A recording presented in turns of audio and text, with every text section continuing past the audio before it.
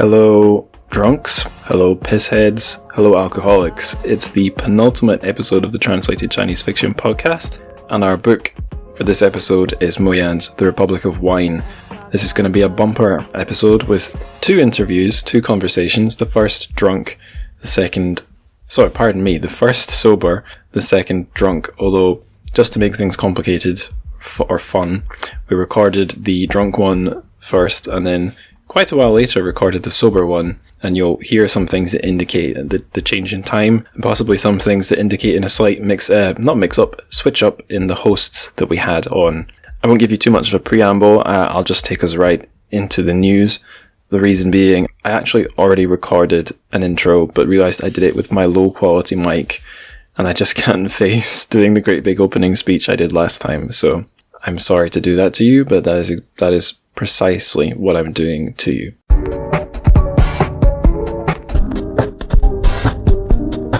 So for the Translated Chinese Fiction news, we've got 3 items. 2 are actually the announcements of new books that are coming out soon, available for pre-order, and they both have the same translator. They're both translated by Jennifer Feely. One of them is by the recently late Hong Kong writer Xixi. I'm going to try and read the entire blurb without stumbling. I managed to read one of these 2 books' blurbs without any stumbles, and then this one by Xixi, Morning Abreast, I think I had 2 stumbles, so let's see how we go. This should be a first take, but we'll see.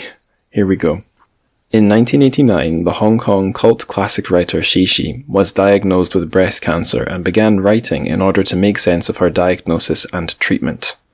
Morning Abreast, published 2.5 years later, is a disarmingly honest and deeply personal account of the author's experience of a mastectomy and of her subsequent recovery. The book opens with her gently rolling up a swimsuit. A beginning swimmer, she loves going to the pool, eavesdropping on conversations in the changing room, shopping for swimsuits. As this routine pleasure is revoked, the small loss stands in for the greater one. But Xixi's morning begins to take shape as a form of activism. In a conversational, even humorous manner, she describes her previous blinkered life of the mind before she came into her body and learned its language. Addressing her reader as frankly and unashamedly as an old friend, she coaxes and confesses, confronts society's failings, and advocates for a universal literacy of the body. Morning Abreast was heralded as the first Chinese language book to cast off the stigma of writing about illness and to expose the myths associated with breast cancer. A radical and generous book about creating in the midst of mourning. So that's this book. It is coming up for pre-order, I believe, from the New York Review of Books. Now, the other book in question is by an author I hadn't heard of before, Lao Yi-Hua, another Hong Kong writer, also translated by Jennifer Feely. So this book's called Tongueless, and the hook line says it is a gripping psychological thriller steeped in the current political tensions in Hong Kong. So here we go. I did this with no stumbles last time. Let's see how we do this time. Tongueless follows 2 rival teachers at a secondary school in Hong Kong who are instructed to switch from teaching in Cantonese to Mandarin or lose their jobs. Apolitical and focusing on surviving and thriving in their professional environment, Wai and Ling each approach the challenge differently. Wai, awkward and unpopular, becomes obsessed with Mandarin learning. Ling, knowing how to please her superiors and colleagues, thinks she can tactfully dodge the Mandarin challenge by deploying her social savviness. Wai eventually crumbles. It should have been crumples, so that's 2. Wai eventually crumples under the pressure and dies by suicide, leaving her colleague Ling to face seismic political and cultural change alone, as she considers how far she will go to survive such a ruthlessly competitive work environment. Sharp, darkly humorous, and politically pointed, Tongueless presciently engages with important issues facing Hong Kong today, during which so much of the city's uniqueness, especially its language, is at risk of being erased. Well, that wasn't a clean sweep on either book, but I think I improved on Morning Abreast, so there's that. Okay, the third and final news item. It's just an interview I thought I'd highlight. It's published in a couple of places, I believe. One of them is the Cha Journal. It's an interview of the academic Sabina Knight by the mostly translator of mostly children's literature, Helen Wang. Sabina, I've read one of her books. It's I forget if it's the Oxford or Cambridge University. I forget who publishes the series. They do these this series called A Very Short Introduction. So there's like a very short introduction to typography that I own. There might be, for example, a very short introduction to quantum physics. Well, Sabina Knight is the author of the very short introduction to Chinese literature, but she has other works as well, and she's an academic. So yeah, this is a thing you can read for free online. There'll be a link to it, as well as links to the publisher's page for these books in the show notes, like the description beneath this episode. Oh, I didn't say the publisher for Tongueless, by the way. It's Feminist Press. So there you go. There you go.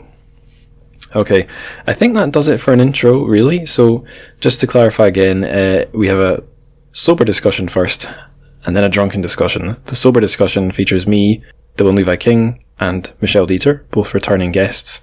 And then the drunken conversation, we have Dylan again, and then joining us we have Martin Winter, a poet and translator. So yeah, enjoy. What else can I say?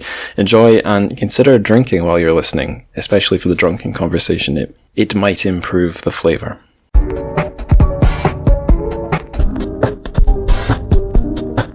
Right, so welcome listeners to the penultimate interview. Well, the penultimate episode, the first of 2 interviews in the penultimate episode of this podcast for the time being. It's The Republic of Wine by Mo Yan.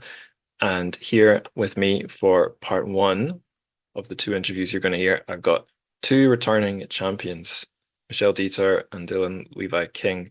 In part 2, you're going to hear Dylan again. And rather than Michelle, it'll be one Michael Winter.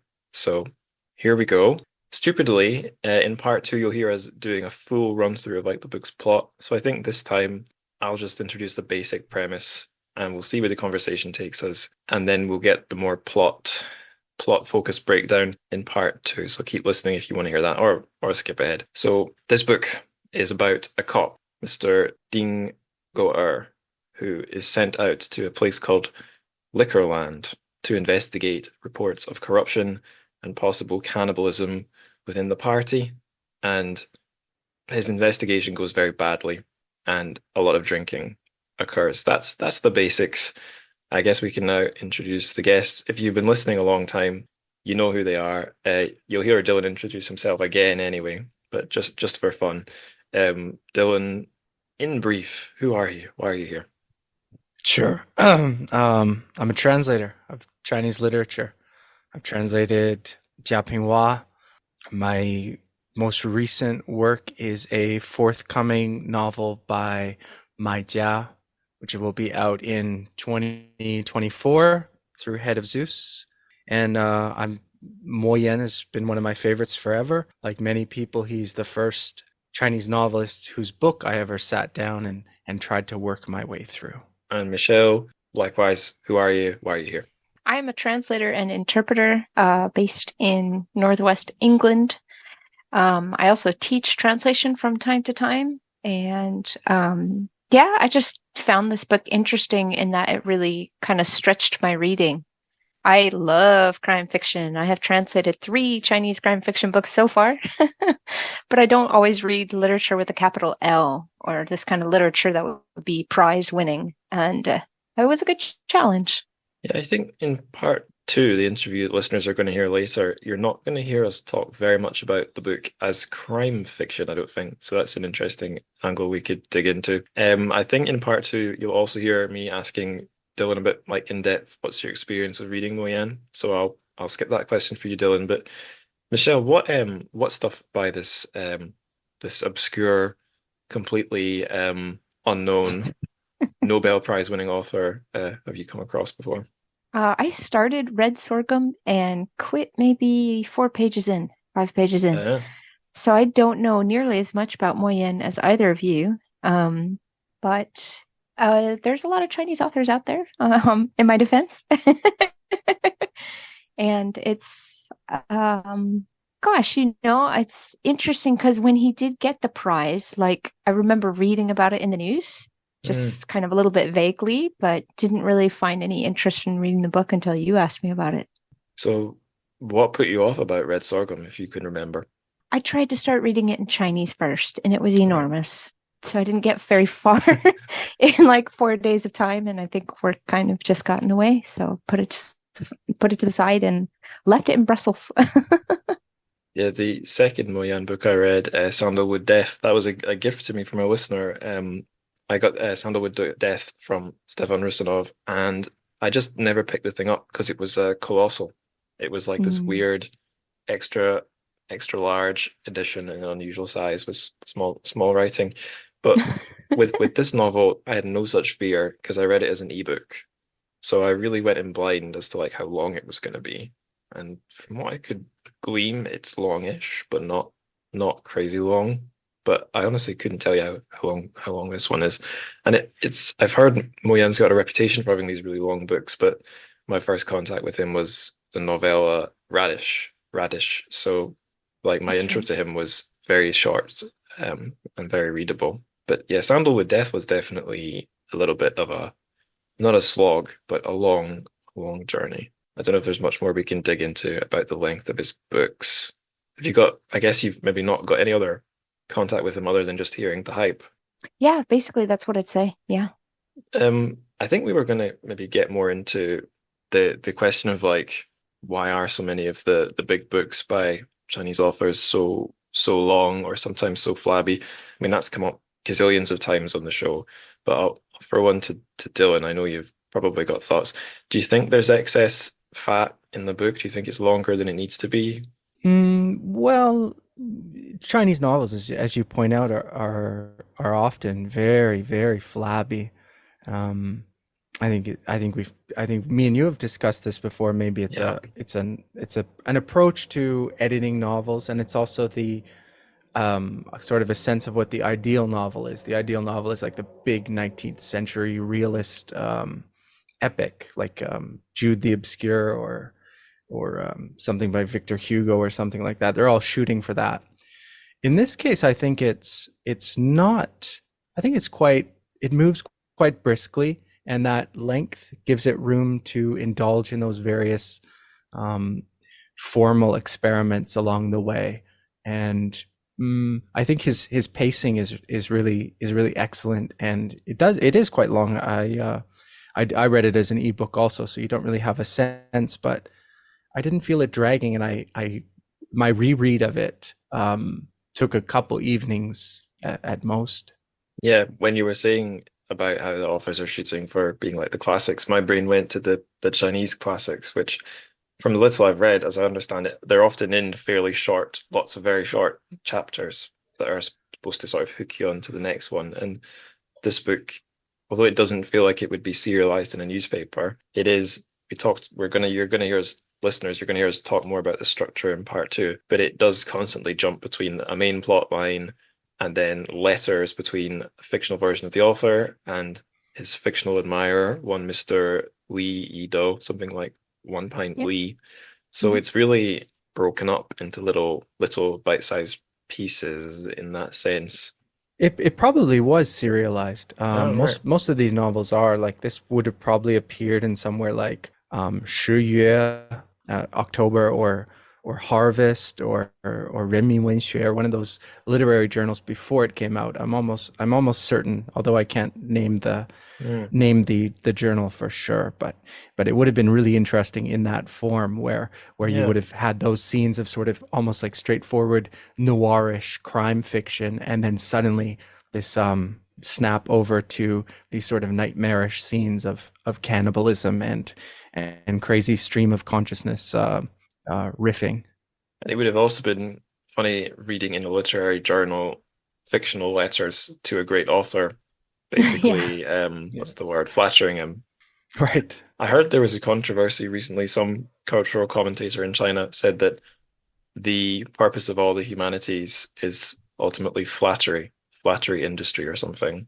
Apparently, that pissed a lot of people off, but having gone into an editing career and not being able to bag the really cool jobs, a lot of the jobs available are flattery, PR. Anyway, that's veering quite far away from the book.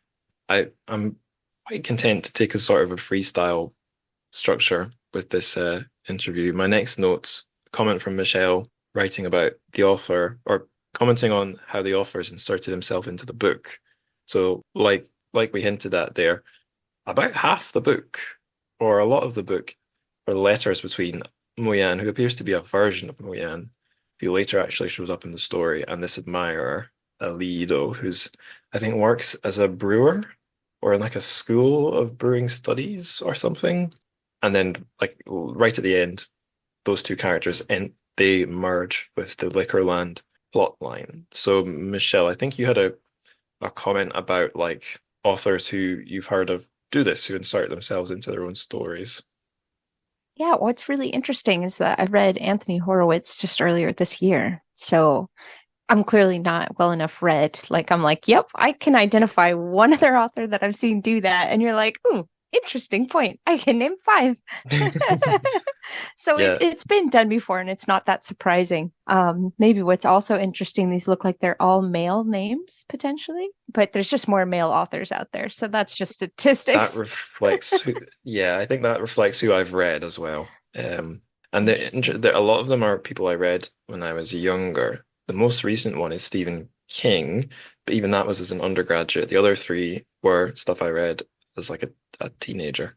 And one of them is two of them actually are mostly known for being like YA or young adult authors. What does Anthony Horowitz do to insert himself?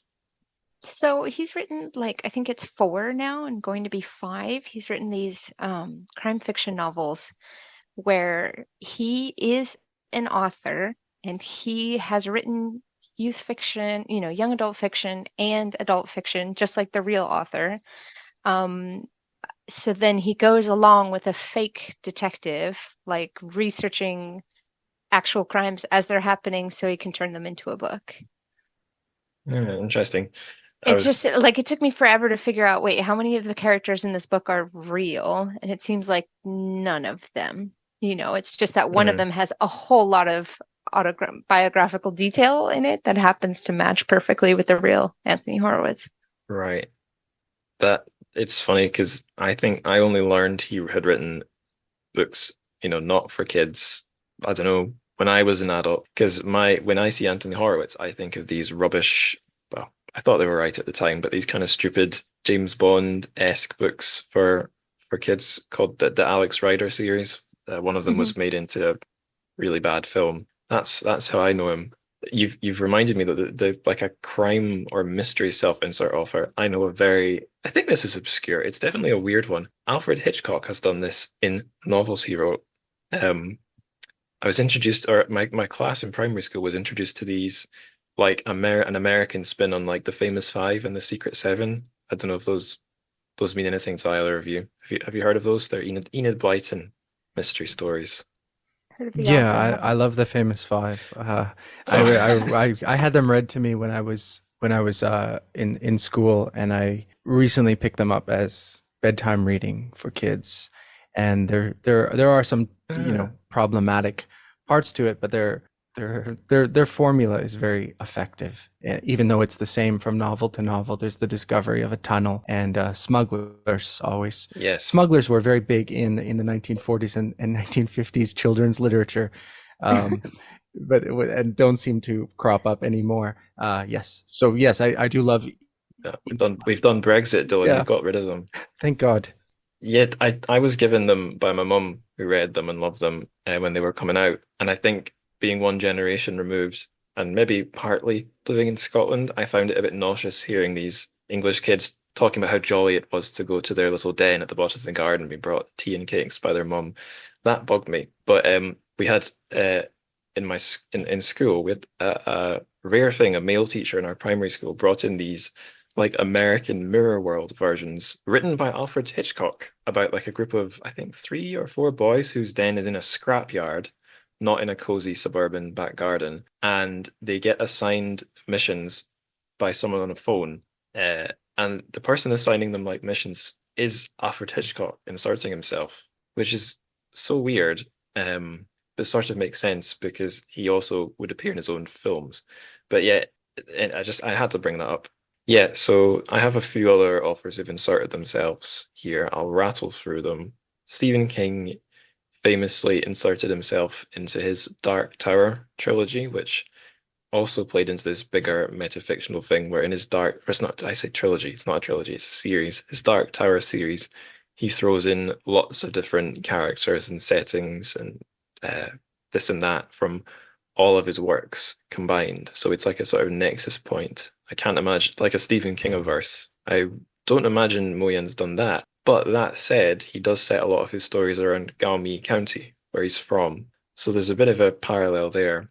Lemony Snicket is a pen name of an author. The character Lemony Snicket inserts himself in the story. The author doesn't. I don't think that's got much bearing on Mo Yan. Although maybe the idea that the fictional Mo Yan is not necessarily the real one is kind of implied. Alistair Gray doesn't insert himself, but or he does insert the author, but the author may or may not be God. The lines are blurred. That's definitely not what Mo Yan's doing. And Marcus Zuzak, I won't spoil which of his books because it's a spoiler, but in one of his books he does something similar where the author appears at the end and reveals he's been pulling the strings, which is like the opposite of Mo Yan in this book. He's not pulling the strings at all. He's just as useless and powerless as our detective. So that's my 5 that I was able to rattle off. I don't know if that reveals a lot about this book, but I think it is an interesting thing to explore. And I'd be interested if there are notable big name female authors that have done this, or if this is just the male ego that can't help itself. I would imagine it's all over the place, but don't know. I just read a book called The Samurai by a French literary theorist called Julia Kristeva, and it's sort of the account of her time in Paris in the 1960s, and she inserts herself as a character named Olga, and it's quite a self-aggrandizing portrait of this character, this inserted character who immediately we know to be her, but much more beautiful and much more always coming up with a witty remark at the perfect time. Yeah, I've heard of her. I had a friend, an American friend in Shanghai, who was he was obsessed with the abject, which I think is a theory that she formulated in her academic career. So it's like bodily fluids, the color white reminds you of the horridness of the body or something.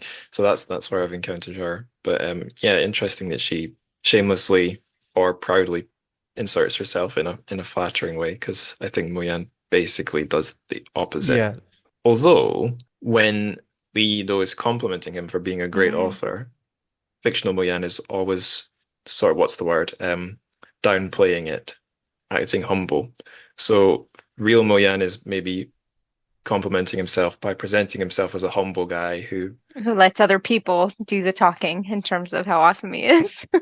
Yeah, so fictional Mo Yan isn't retains his literary clout that real Mo Yan has, but I wonder if that's being used to further the theme of corruption, because when Mo Yan is brought into Liquorland, he's brought in as like a big celeb who has to be wined and dined and treated, and then that's what he fails to deal with, especially the alcohol, but also as soon as he sees, what is it, the mayor, as soon as he sees a woman, he hilariously just collapses.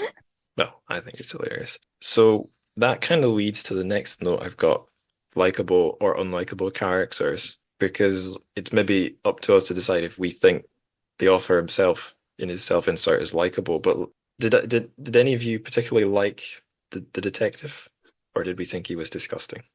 Not only disgusting, but just so darn annoying with his double standards. It's fine for me to have a mistress, but if this lady trucker, whose name I can't even try to remember, has some other love affairs, then it's going to be a terrible thing, and it's so bad, it's going to just completely ruin my life.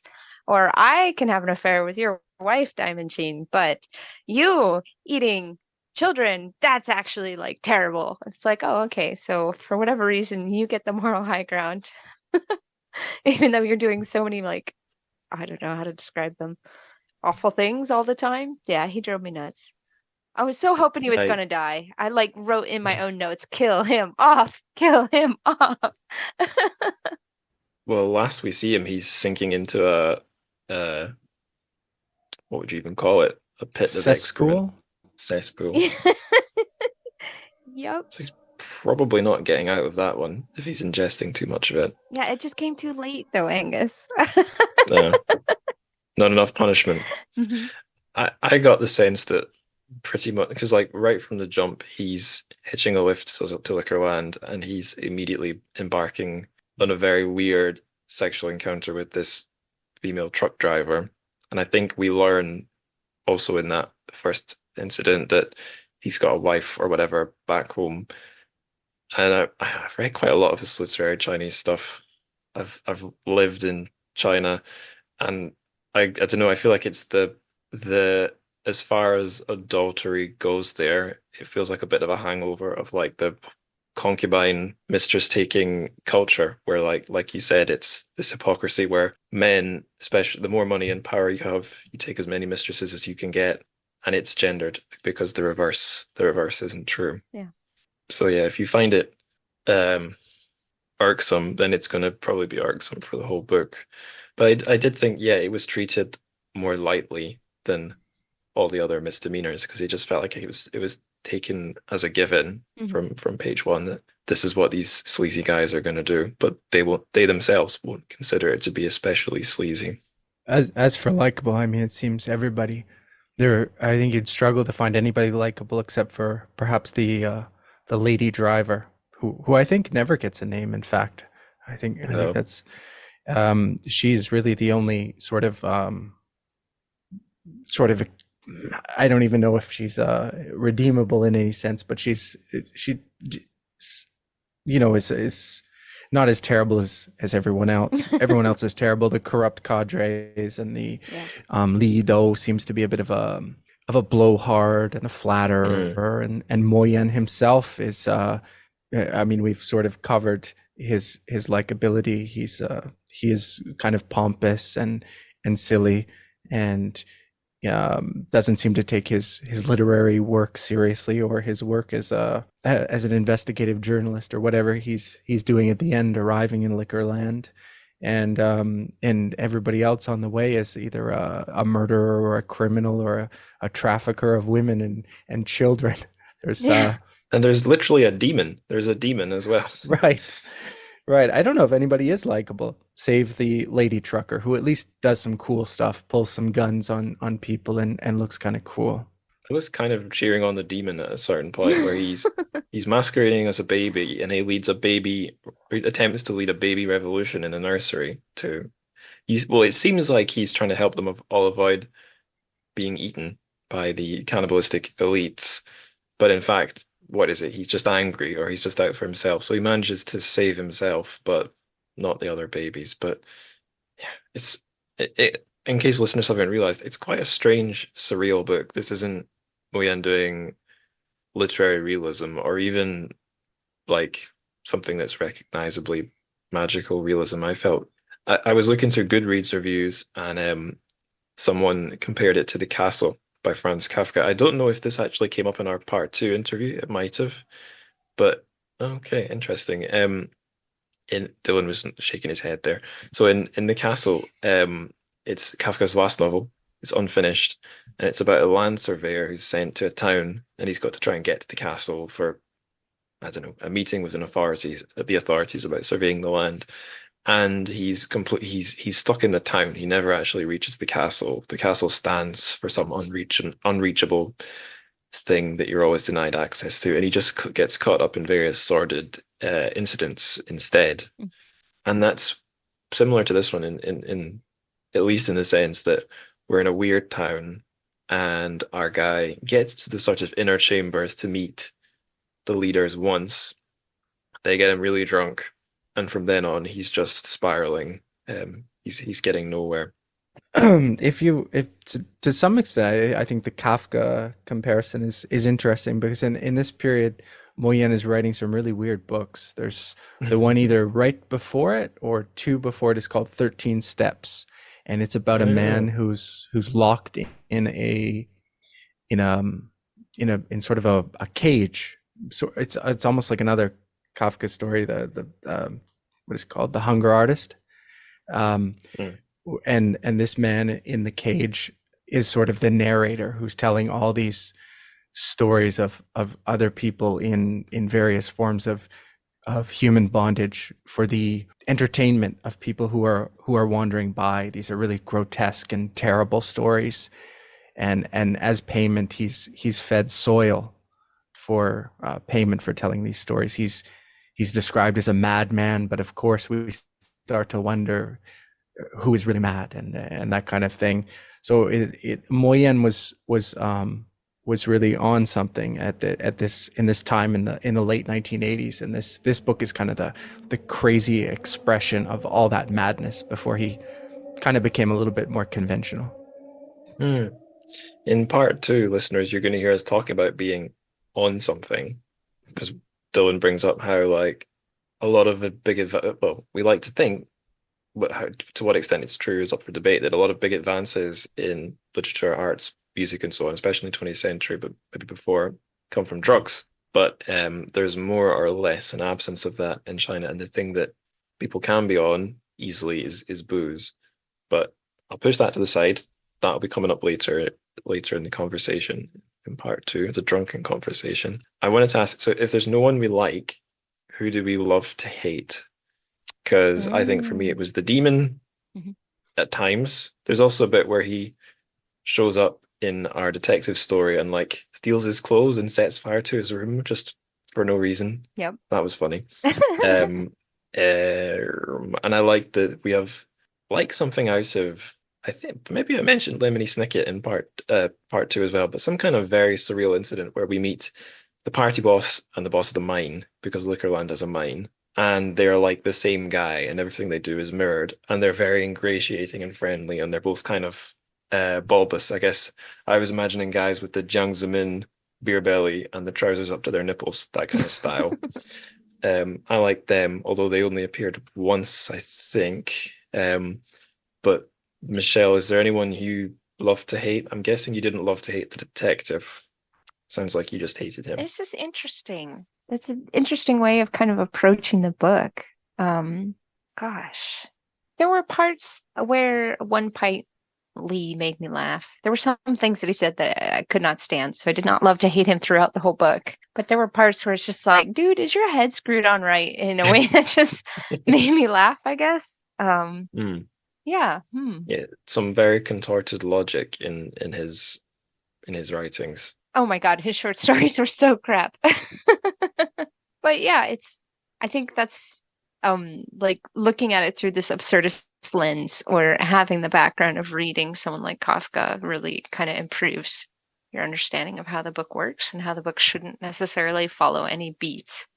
It's not going to work like that if it's absurdist. The whole land is completely illogical. Yeah, or if you imagine it as like a hell or something, that works pretty well too. Some kind of underworld, afterlife type thing. Michelle, you had a note about our lady truck driver. So I only read this thing in English, did not really refer to the Chinese at all. And it really did strike me that this name was very clunky. Lady truck driver. I think it's Lady Trucker, actually. I didn't fix it. Lady Trucker, pardon me. That's okay. Still quite clunky. Yeah, no, I found that to be probably the most annoying thing about the book, when you have a female character who's fairly central and doesn't get named. That sets me off, I guess. In part 2, we were lamenting that there's not like a female form of trucker, because at least that would have got rid of the word lady. Oh, truckeress. But truckeress doesn't sound good either. No. You got in the notes something like Miss Alkaline or Mickey. Is that drawn from the Chinese? So at one point, like really early on, she says something about her childbearing abilities, and investigator Ding says that's because you don't have enough alkaline. I can fix that for you. And that's how like they left their first encounter. It was terrible. And then somewhere in the middle of the book, she's like, "You've never even asked me your name." And I'm like, "Thank you." And she just says, "From now on, you're Hunter and I'm Mickey." And then that name doesn't get used for the rest of the book. It just disappears again. So I don't know if that's referencing some other cultural work. Please fill me in if you know. But it goes away again, right? It's just like, okay, so she doesn't have a name. Lady Trucker is the closest she has to a name. That reminds me of, there's Sanchua story in that I covered on the show in that book. I Live in the Slums, where we're in this like weird Yeah. hell world, Mm-hmm. and we're following. Is it like I forget? Is it the main character is this like rat-like creature? Mm-hmm. I forget if he meets another rat-like creature or if it's a little boy. But like in this weird hell world, there's a character called Ricky. So like, I Oh. think everyone's like the rooster or the old man or maybe a Chinese name, and then there's just hi, I'm Ricky. I'm a small child. So I don't know. I don't. It's not always clear to me what would lead an author to pick an English or not Chinese name like that, or if they've just thrown in some characters, as in Hansa Chinese characters, and then the translator has to assign a name to it. Yeah. It's a mystery to me. It is a mystery to me too. I would love to know, but it would take forever to kind of piece by piece figure out what the original was and how that was handled. And you might not want to know. It might be like, well, Yeah. it's Mickey Mouse because Mickey Mouse is funny or Mm. something. Yeah, There might be no reason. true. Dylan, was there anyone you loved to hate? Well, you said his short stories were no good, but I did quite like the letters, at least of Li Do, and his sort of disgusting flattery of Nguyen is quite funny. He is sort of a wretched, terrible person, like everyone else in the novel. There is nobody like him. But I did enjoy his short stories, and I don't know. It's kind of funny that he's writing these short stories that sort of, in a sense, mimic the novel that they're contained within. I think that's an interesting aspect of it, and yeah, he comes the closest.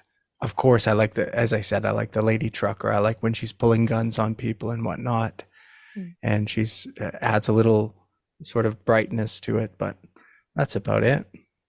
Mm. I wonder if Nguyen has had to deal with real life Li Yidos. I would guess probably at least one. Surely, without a doubt, yeah, he must have based those on all those letters from people asking, "How do I become a writer? How do I become a writer?" I was a bit of a Li Yido one time in my undergraduate years. One of our lecturers for the creative writing workshop I was in was off sick and got replaced by an actual published author. I think the lecturer who was ill did have like a book of poetry or something out, quite literary and highbrow, but she was replaced by a guy who'd managed to write, very genre fiction style commercial fantasy novel, self-publish it, rack up enough sales to get taken by a traditional publisher. And he said early on in the class, when I finish this module and I go away, I'll pick two of you and I'll mentor you. And I was like, wow, finally, this is how you make it big. And I was one of the two people he picked because I actually wrote a half decent story every time we were asked to. That was all it took, really. And he said, like, if you write something, I'll look at it and give you feedback. So I had to go, because it was this guy, I had to go at writing a fantasy novel's first chapter. Mm-hmm. But I never put any magic into it. I thought it would be materialist medieval European fantasy or something where everything is rational. And he asked me, like, what genre is this? And I did exactly what Li Yido did. I just made up genre titles. I just mashed words together. Li Yido is trying to invent demonic realism. And the guy's like, what are you talking about? And I think I sent him like this chapter one a couple of times, chapter two another time. He gave some feedback. And then finally said, look, I need to focus on my relationship with my wife. So good luck. And that was that.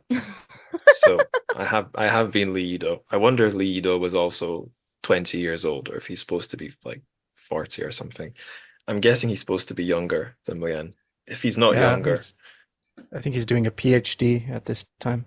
Right. But yeah, right. I've been Li Yido too in the world of translation. Like when I first started, and I mean the translator of this book, Mr. Howard Goldblatt, he was one of the people who I sent a long note to enclosing my work that I had translated and asking him for his guidance and telling him how much I admired him. It really, every translator, many who you've interviewed on this program and many Howard Goldblatt is I guess your great white whale, but all of those people, many times, maybe 10 years ago, I sent them letters, and then things worked out better than they did for Li Yido, and I would often meet these people and have to I would always bring up Nikki Harmon. Do you remember when I sent you this letter in 2006? Let's read it together and relive my embarrassment as a way to exercise that Mm. from my soul. Yeah, I've been there. I've been there. And maybe that's the point of those letters, just to realize that maybe we've all been there. Or, it's so hard to get ahead in certain industries that you do feel like you have to bow and scrape to somebody. And if you're lucky, you find some way to get forward. It might not even be through that bowing and scraping, but if you're unlucky, you try your Lido luck and it doesn't even work out afterwards. Although I feel like Leto is committing an additional sin where his career is in alcohol and he tries to like narcissistically bring that into the literature, whereas at least I wasn't trying to drag in, well, I was a student, but I don't know, let's say I worked in mechanical engineering Mhm. and I said to this guy, well, I'm going to write the first mechanical engineering fantasy novel, Right. or so, I don't know. It's just that extra degree of crazy. This kind of leads us nicely to the next point in my little set of notes about schmoozing. I think because I think in part two we didn't really dig into schmoozing, because we have a portion of the novel. It's all built around one guy flattering another, but like constantly people are trying to ingratiate themselves in one way or another, often greasing the wheels with booze or trying to implicate one another with crimes. I don't know if I have any particularly deep thoughts other than that kind of in with the schmoozing is privilege. Moyen's got a privileged position as an author in the novel. The detective is maybe he's an interesting figure because Mhm. he's got the authority of the state behind him. So he has to be sort of massaged by people he's investigating.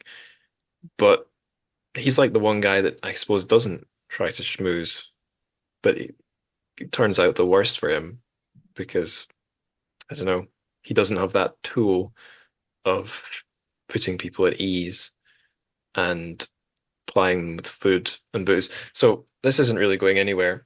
Um, I could talk at lengths about like schmoozing I experienced firsthand working as a teacher in China, but I'll just throw this one out there. That's actually the question I had for both of you. So I know we've all Mm, lived in China for some period or another, but I feel like as a woman, I didn't necessarily get schmoozed as much or wasn't required to drink alcohol to make things happen. right. Whereas, I was told by many different people, well, some jobs you might be able to not drink every single, for every single important meeting, but most jobs, if you're in China and you want to get something done, you have to get very drunk. So I'm curious if, what your experience was with that. Yeah, I could talk a bit. As a teacher, I definitely saw at the teachers' meals we'd go to where they'd take the foreigners. Well, the first job I was in, there was like me, one other foreigner, who I think tended to skip the meals, then the Chinese, like the local staff. And I was asked, like the bosses or the different teachers would cheers me to see if the foreigner could take his baijiu. But I guess I was such a token foreign teacher figure. No one was really trying to get anything out of me. No one was asking me to like host their classes or anything. They didn't need a huge favor out of you, right? Yeah, yeah. And I could see that like the ladies were being given a pass. Yeah. They didn't get cheersed as much. There was always coconut milk or water or fruit juice, maybe, if they didn't want to drink the booze. But yeah, there was definitely that, not maybe schmoozing. I couldn't tell because I couldn't follow the conversation between the male teachers. And then at Shanghai High School International Division, unfortunately, there was a lot of foreign teachers.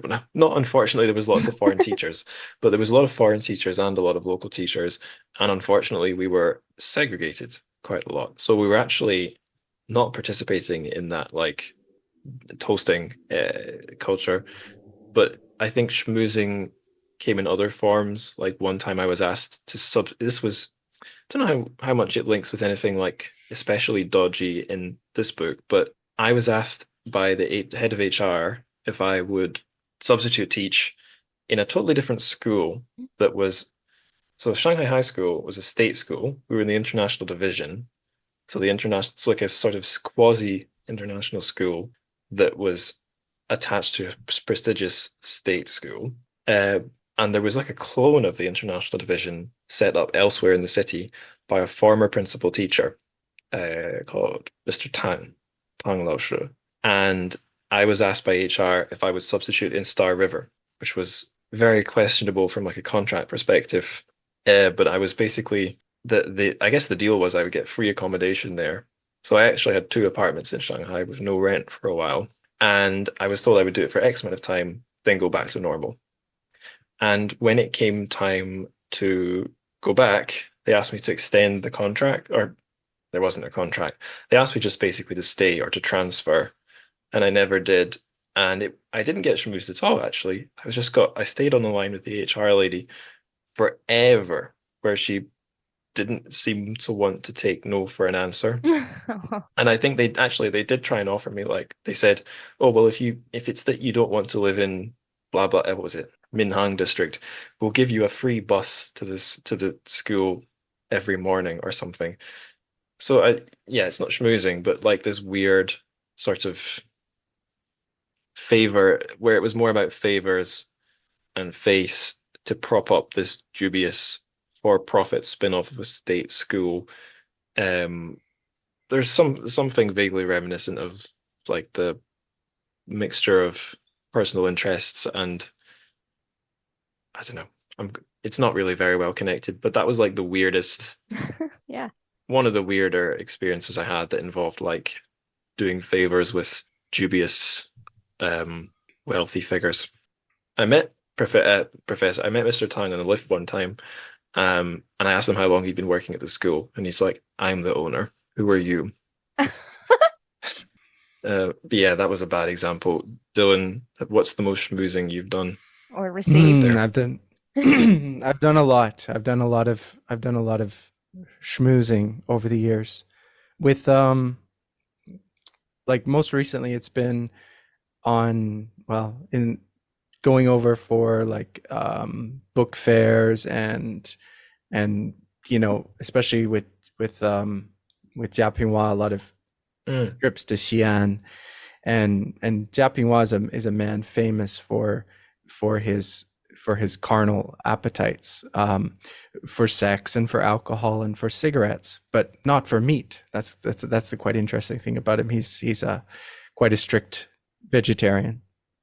Wow. But the interesting thing is on those kind of schmoozing junkets where you're invited out to banquet, the sort of base level of alcohol consumption is so ridiculous on the surface. Like the style of drinking to even keep up at a basic level involves getting absolutely smashed, because these are people in the publishing industry. They're often writers are the hardest drinkers, no matter what country you are, and the Chinese are especially in these authors, because they're always being schmoozed. They're always being invited out by such and such a person who runs a real estate company who wants to get a thing of calligraphy from him. So he invites him out to a big dinner and gets him smashed, and then sends over a couple bottles of Mao Tai as a gift.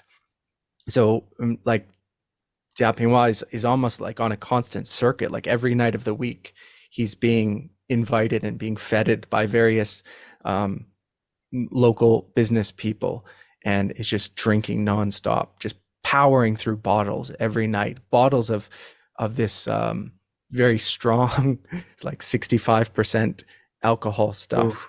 And it is very strange to do business in the haze of those sort of banquets. There are a lot of promises made that are never kept. There's a lot of big talk. I was taken out by a woman who heads a state-run publisher.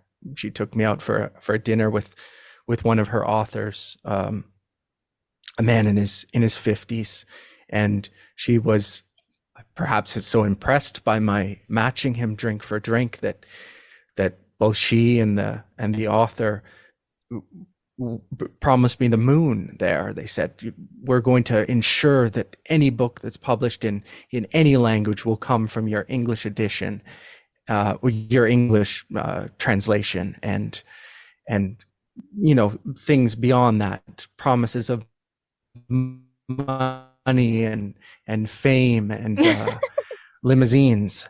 And after that night, I never heard another word from them. It was all lost in a haze. Wow. Yeah, I think I do have maybe similar recollections of things like that. Maybe the reason I don't remember them is nothing came of them. I think as well as a when you're like the foreign English teacher, especially in small town China, the thing to be like sold and brandished is yourself. So I don't know. Perhaps the teachers were using me to get the credit for their school rather than trying to like sign me up for their crazy deals.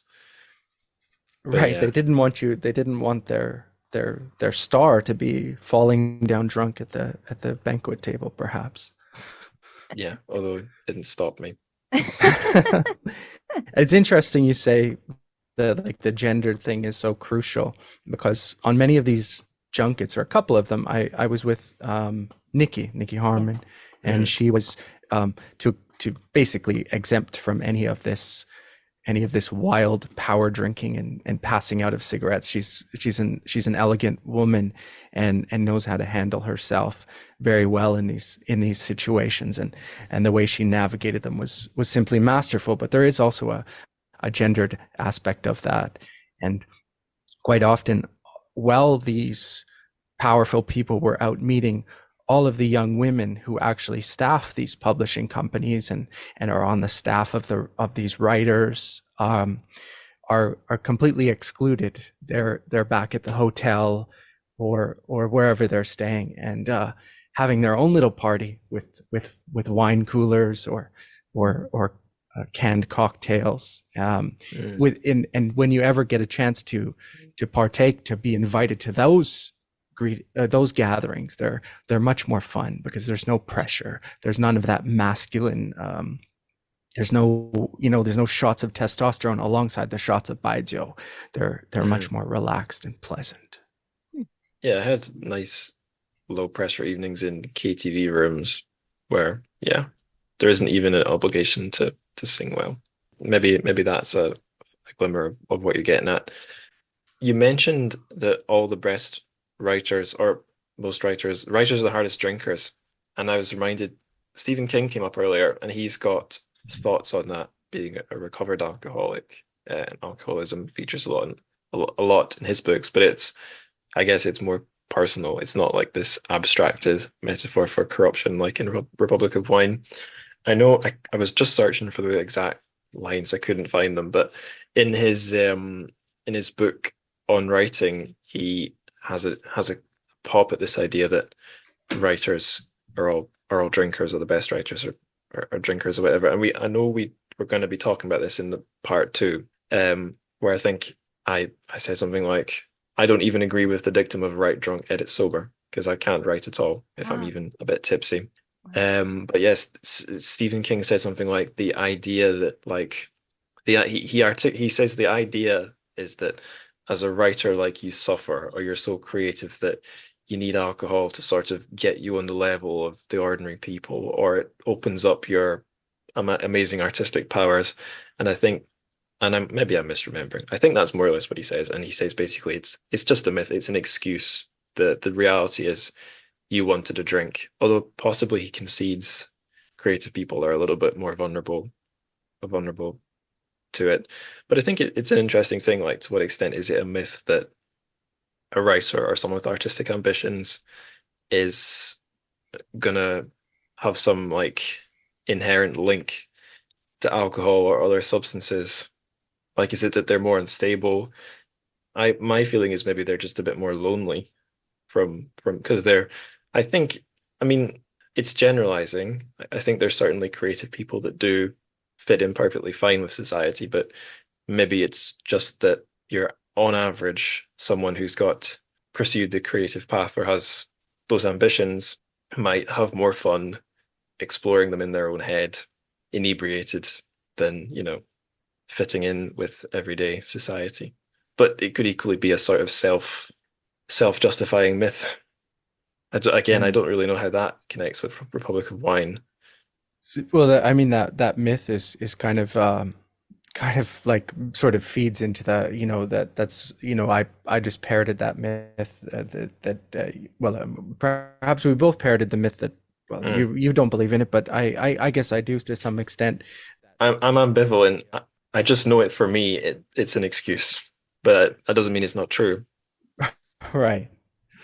Yeah, it's my excuse too, but I think when you talk about Chinese writers, there's even a great connection between like drinking and masculinity, and a real Mm. man should be able to do that. And there is, I think that's often what writers like Jia Pinghua and Mo Yan and that generation are doing, is sort of asserting some masculinity against this sort of softer image they might have there as writers. They're, I mean, that also exists. Boozy writers in the United States.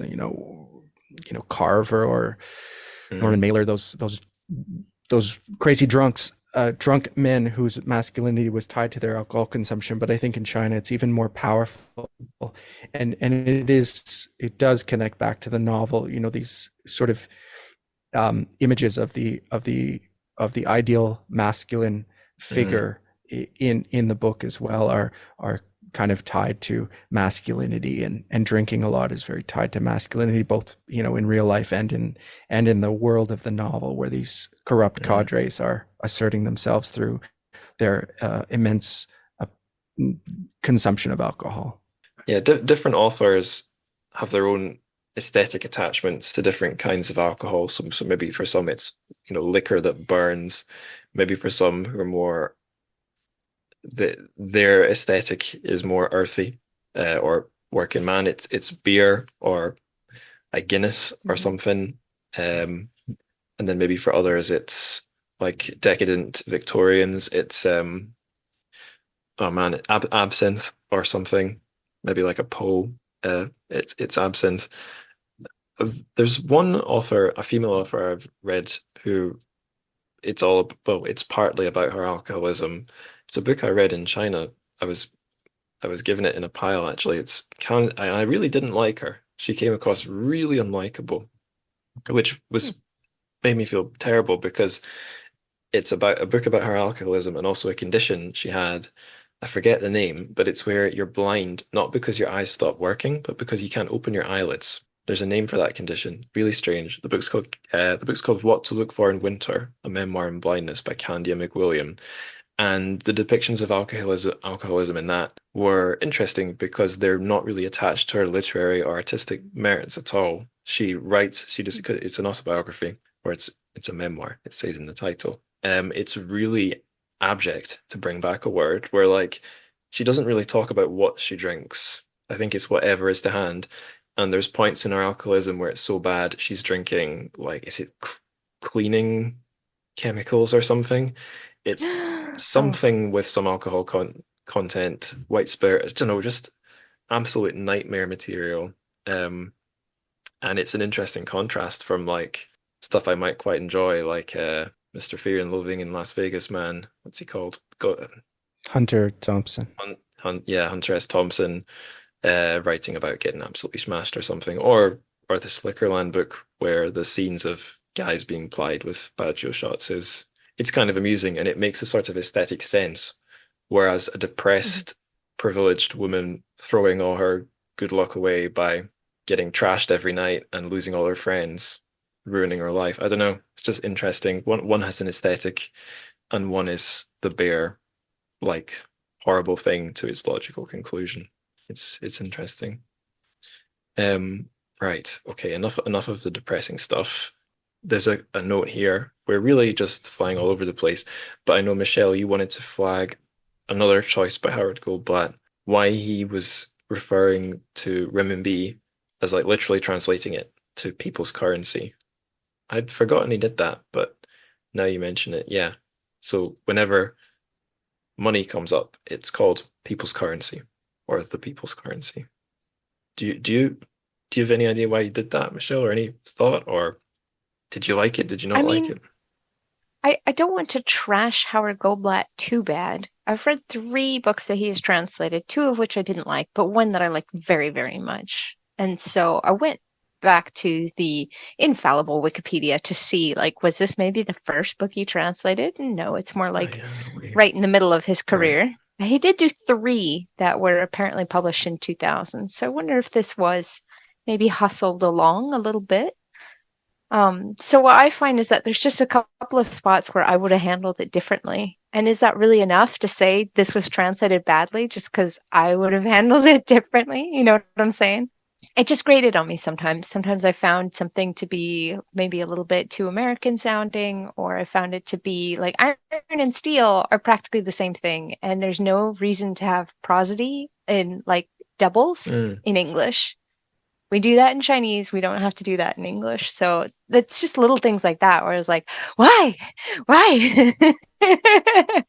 And I don't know. I would love to see what Dylan thinks. Like, do you ever get yourself a first reader, even if that's just a friend, or if they're just looking at part of a book, or is it, yep, this is my responsibility. I am a lonely translator and I give this to the publisher and they do with it what they will.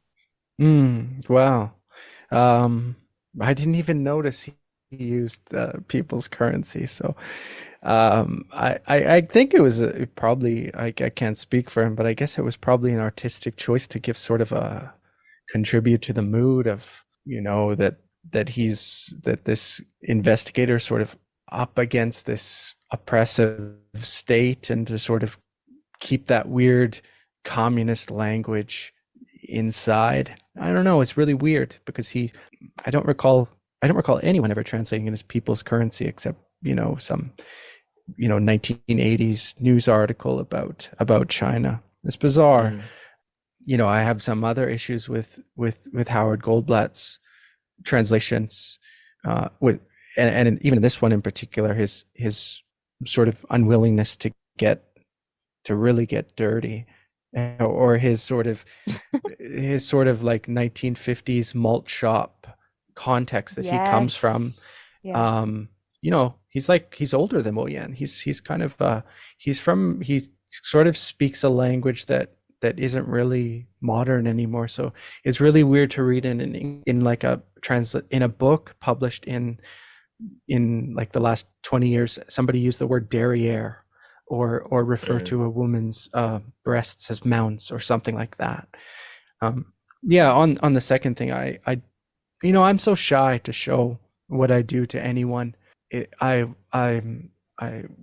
With when I translate something, I'll read it to myself and hope for the best, because I would be so scared to show it to anybody who I respect enough to give me an opinion. And I just send it to the editors, and I tell myself this is going to be the time that they are going to turn it back to me and tell me that I've you know, cocked it up, and they're going to have a complete redo. So yeah, that's my situation there. It's just interesting, the different workflows, you know, like we have a lot of translators that come into the profession without really any training, without learning from a mentor necessarily, and just kind of faking it, or, you know, just working out how it should sound completely on their own. And we have some translators who might read very widely and read in translation widely. So they're like being sponges. They're learning by example, by, you know, maybe you even read and take notes of what other people are doing. And then we have people like me who are maybe more straight-laced, but, you know, master's program translation and interpreting graduate who, sometimes I just get surprised. I'm like, but why would that possibly be better when it's so much longer? But that's like a Marlon James approach. You know, he's like, don't say the horse ran quickly when you can say it galloped. There's just no reason. Yeah, it's been really weird, because I am an unlettered buffoon, sort of stumbling into the party, sort of by hook and crook, by my own maneuvering and schmoozing, making something like a career for myself. And it's very strange to come up against, you know, when you have these ideas in your head about how it should look, and you realize that there is something called translation theory, and that people have written these massive books about it, and there is actually a good discussion to be had about the purposes of many of like Howard Goldblatt's choices here, and that people's currency. And there is many dissertations and term papers to be written on just that topic. And I feel so embarrassed saying to you and to all these people listening, I have no idea. Maybe it's some communist thing or something or other. Howard Goldblatt's interesting because his path into translation is kind of interesting too. Like he just learned Chinese for the military, and somehow sort of stumbled his way. I think not in quite the same into way. A doctorate. Yeah, exactly. Still though, yeah. And he's become the boss of all bosses of the thing until he's dead. For real, it's true. Yes, and will never be touched. And it's kind of interesting to just think about his workflow. And the fact is, he is sort of somebody who you can't really get a hold of, and he hasn't really written in quite a long time about his own work as a translator. So we're sort of left guessing. And with Howard Goldblatt, there's the another factor is that his wife is often working closely with him. I think in a lot of discussions of Howard Goldblatt, we sort of shortchanged Sylvia Lynn, and I think I don't think she worked on this book unless I'm wrong, but I think she's not credited, right? Yeah. But I guarantee she was by his side as he worked on it. That's why all male translators of Chinese fiction are married to Chinese women. Myself excluded, but all the other ones are, just for that free labor, or in her case, often credited labor. And it's sort of a thing it's impossible, in a sense, to know about, because neither has really revealed what's going on with their work. But Howard Goldblatt is a fascinating figure in closing. Yeah, there could be a paper that's a purely statistical spouse study for translators. That would be interesting. To answer your question, Michelle, I think his choices are both about vibes. I think a strength of Howard Goldblatt is that he's got some writerly, ambitions. I don't think he writes his own fiction, but I think stuff I've read by him often reads very nicely. Like I'm reading stuff that is written rather than just translated.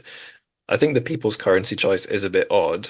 But if you think about like the focus on the state, the party, and also the communist legacy in the book, it makes sense. And by communist legacy, I mean it's very much like a Reform and Opening era book, in that it's about blooming corruption and private enterprise intermingling with the older party system. But a lot of the sort of Mao era imperatives are there, like the COP going into root out corruption, and arguments to like drink more liquor because it helps build up the nation's industries, stuff like that. So I think people's currency builds on that vibe in the book. And then I think, why say iron and steel? Why, when you could just say iron or metal? Because it's iron and steel, it's like this authoritarian symbol of militaristic power. Just saying metal, I don't know, it adds an extra dimension. I think that's what it is. So the people's currency one does make me raise an eyebrow, but maybe that's because I know that's come from the name renminbi, which I know because I used to be paid in renminbi. But the iron and steel strikes me as a literary effect that maybe he's preserving, rather than like padding out word count to get paid more. Yeah, no, I think it's just interesting. That's how translation gets interesting, is how people's brains work so differently, and they can present a text in such a different way. Speaking of word count, I was thinking it could be good to have a look at the final chapter, the stream of consciousness chapter. Oh yeah. I stupidly did not have the ebook open ready for, so I'm just going to open it now. Republic of Wine. And it looks like I don't have my e-reader installed because I recently reset my computer. That's great. Okay. Go on. Well, I don't have it, so I can't read any of the final chapter. Actually, you know what? It's online. I can do some illegal. I'm happy to read it if you want. Yeah, is there any bit of it that jumps out of you you'd like to read a segment of? Sure. Golden juice is nice and sticky like honey that doesn't drip. Get on the phone and have the municipal hospital send an ambulance if something happens to him. We'll be in hot water. The ambulance lights red as blood, like the eyes of a wolf are getting closer. This is a big case, an important case, an unsettled case. Lawyers and journalists will stand shoulder to shoulder. Dinko-R, you disappointing son of a bitch. A shortage of grain beat back the rightist reversal movement. Oppose bourgeois liberalization. Lots and lots of three-legged, red-backed frogs showing up in ponds, the first human sperm bank. Kurosawa's new movie, Akira Kurosawa's Dreams, peach blossoms everywhere, and on and on. That's just like Mental. 2 pages of it. What do you make of it? It reminded me of 盛可以.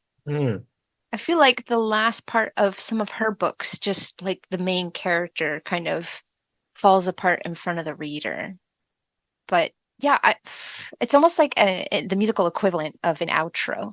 It's like it's not really giving you full closure. It's just kind of like, well, are you going to keep listening to the very last second? Or, well, anyways, here's a few more words. Here's a few more words. I don't know.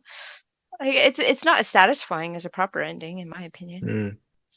In part 2, you'll hear me waffling on about how I've come across a few maybe more experimental or slightly literary novels that do this, where they sort of blow things up at the end. And my feeling is maybe it's a cynical take, but if you're looking for a place to blow things up if you're looking for a place to be very experimental but still have a story, then the place to if you blow everything up, then you can be experimental because you are not bound by like the imperatives to use proper sentences or describe a real scenario in 3D fictional space.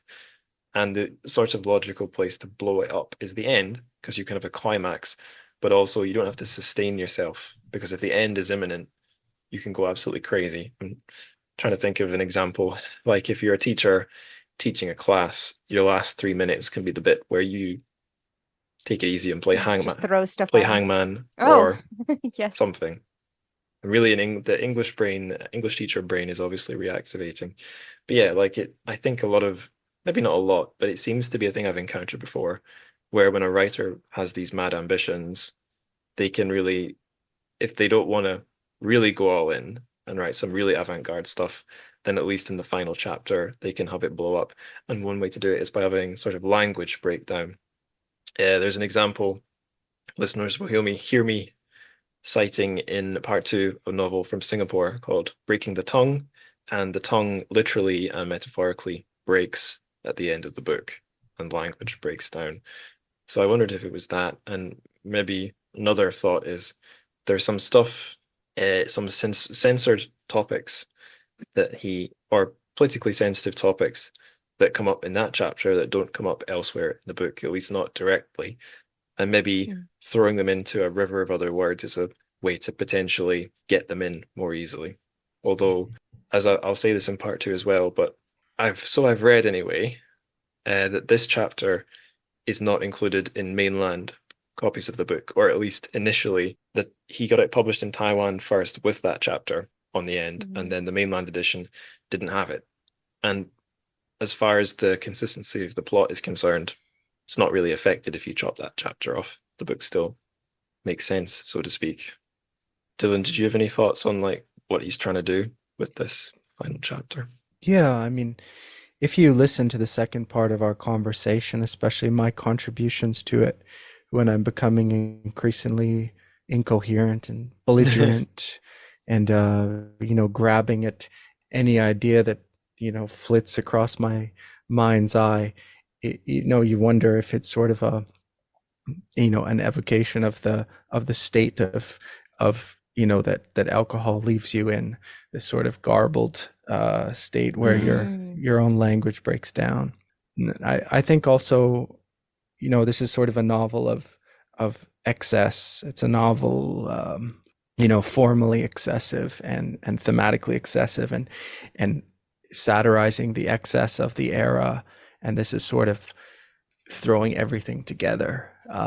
Just the most maximalist crazy stuff, just bringing it to this wild crescendo at the end, and then slashing a knife across the canvas. At this time, there are other people doing this stream of consciousness thing. Wang Meng, who was probably still the Minister of Culture at this time, sort of made a name for himself in the 1980s using stream of consciousness to talk about the excess of the age.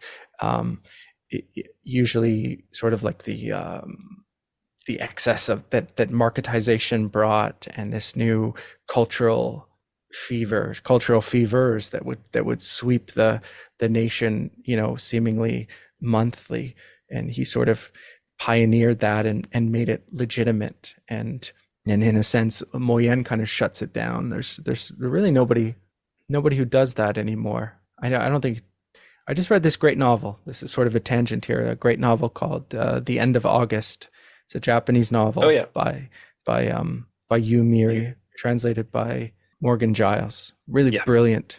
Probably the best book you could read in translation of like the last decade. And it sort of plays around with a lot of that sort of stream of consciousness and these sort of polyphonic mixing without punctuation to a completely different effect than what Moyen was doing. So I was sort of reading it against that sort of restrained and beautiful, to use the word again, elegant style there, and then Moyen's crazy masculine sort of spurting himself across the pages in that final moment. Yeah. Spurting is the right word. Side note on your side note, I saw you, Mary, and Morgan Giles at an event in Manchester, just at the Blackwells on Oxford Road, and yeah, it was nice. And I bought that book for my dad for his birthday because it's all about a runner, and that man was an insane runner, and so's my dad. So I'm pleased to hear it's also one of the best books in translation of the last decade. That's a nice bonus. I thought I would actually. Rewinding slightly before I forget, and then I will get back to the stream of consciousness chapter. Something I meant to say about Howard Goldblatt, or a thought to ponder. I wonder if there is a Howard Goldblatt for, speaking of Japanese literature, of Japanese to English translation, because several of the older translated Japanese literature novels I've read are translated by a guy called Donald Keene, who had a background in, was it like academia or politics, but also an American, and also working at this prestigious level and attached to a lot of the big authors from Japanese lit that he sort of had, so to speak, to himself. I don't know if either of you are familiar with him, but from what I've gathered, is he dead? Yeah, he died 4 years ago. Yeah. But I wonder if he's a roughly equivalent figure, and I wonder if America, when it comes to East Asia anyway, has a bit of a monopoly on these guys versus other English-speaking countries these days. Well, yeah. There's another guy called Seidensticker for Japanese. Yeah, I think it comes out of like the I don't want to be breaking the news here, but basically area studies is sort of came out of the CIA and something, and these men come out of, to a great extent, that area studies departments or sort of that same academic departments producing knowledge about either Cold War allies or enemies. And I think well, this is just showing my ignorance perhaps, because there must be a French Howard Goldblatt, but I don't know who it is. There must be a German Howard Goldblatt. I just saw a man referred to as the Turkish Howard Goldblatt a couple of days ago. I completely forget his name, despite having met him several times. Oh, he might have been on the show. He was on. Well, no, there was a guy translator on. Now, what was it? It was that guy I really like, Gofei. Gire Fidan, was that it? Yeah. A He's a basically just like bringing all these works into translation in Turkish that were either just translated from English before or weren't in translation. Modern stuff and going back to Dream of Red Mansions and those classic works. Mm. Well, what I've learned through the show is that for countries like that are well, they're not smaller, but maybe the market for stuff translated from Smaller Chinese is languages. smaller Mhm. languages. One countries with one well language countries that have man, how do I say this? Countries with their own language that is particular to that nation. So like Gure Fidan for Turkey, Turkish, Stefan Rusanov for Bulgarian, and then uh, co-guesting on that episode, that Gilfey episode with Gure is Rauno Sainio, probably mispronouncing that, who's Finnish. And what they both told me and what Stefan's told me is like they've maybe got one rival in their home country for translating Chinese literature into the native language. So yeah, I guess it's easier to be the Goldblatt.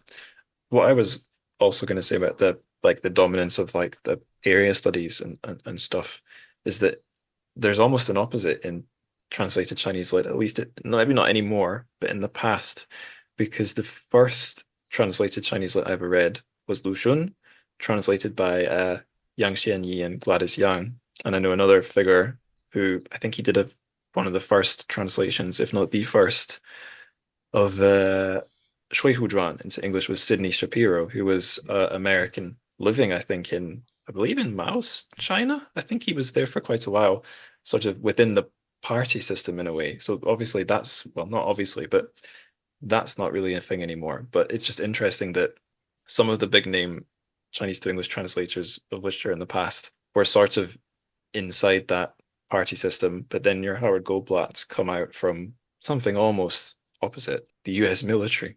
But anyway, I Yeah. said I would take it back to the what's it, the stream of consciousness chapter, and I will.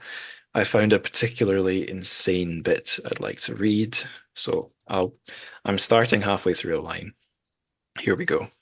I've fallen into your evil trap. He ignores my protest. A sinister smile. He fills a big glass with a pink and green emerald liquid, red maned stallion, like a sex crazed wanton woman laughing hideously inside the glass, teasing me, horrifying me. No, no, I've had enough. Mother, help me. Pinching my ears didn't help, so he pinches my nose, pries open my clenched teeth, and forces the glass of red maned stallion down that organ of mine called a mouth like a baby with its mother's nipple in its mouth. I gurgle but can't spit it out. A burning flame licks down my corrupt throat into my stinking stomach and dissolves. I feel gutted by a knife. My eyes are closed. I want to stand up, but I can't. Oh, but can't find my legs. Where are my legs? Hanging from the ceiling, swinging back and forth like hams from Jinhua. Hanging in a butcher shop, look even more like prosthetic legs hanging from hooks in a specialty store for the disabled. Punch the conman, the evildoer Li Yido, but my arms are gone too. There's nothing left. So much evil cannot go unpunished. It's just a matter of a time. The day of atonement has arrived. And I've ended halfway through a line. There was more bombastic stuff in the next couple of lines, but I had to stop. So yeah, like the idea of excess. We haven't talked much about excess, but it's a totally excessive novel, and you get an excess of the excess there. And I think I don't know. I'm guessing the Chinese is similar. Maybe he didn't have to work too hard, but like some of the choices of words in English are nice and bombastic as well. And yeah, just it verged into horror there for a second, severed limbs and stuff.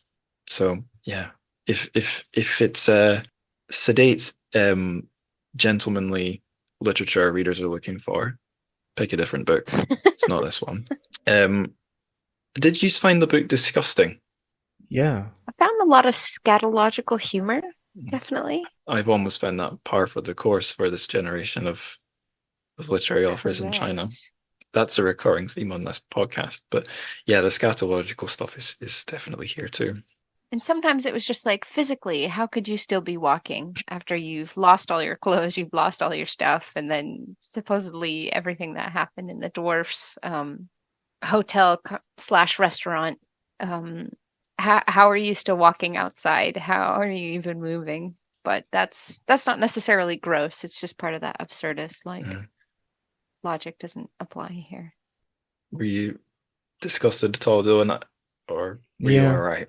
There's I was thinking of one of the short stories that Li Do writes, which is about a dish involving the genitals of a male and female donkey put together. Oh Yeah. yeah. Well, And he writes this letter back to Moyen, who's not really fond of the story, or doesn't seem finds the dish very appetizing. And he says, "What's filthy about a dish that even famed critics and renowned musicians from Beijing shovel down their throats as fast as they can? What we are pursuing is beauty, nothing but beauty. It's not true beauty if we didn't create it. Creating beauty with beauty is not beauty either. Real beauty is achieved by transforming the ugly into the beautiful."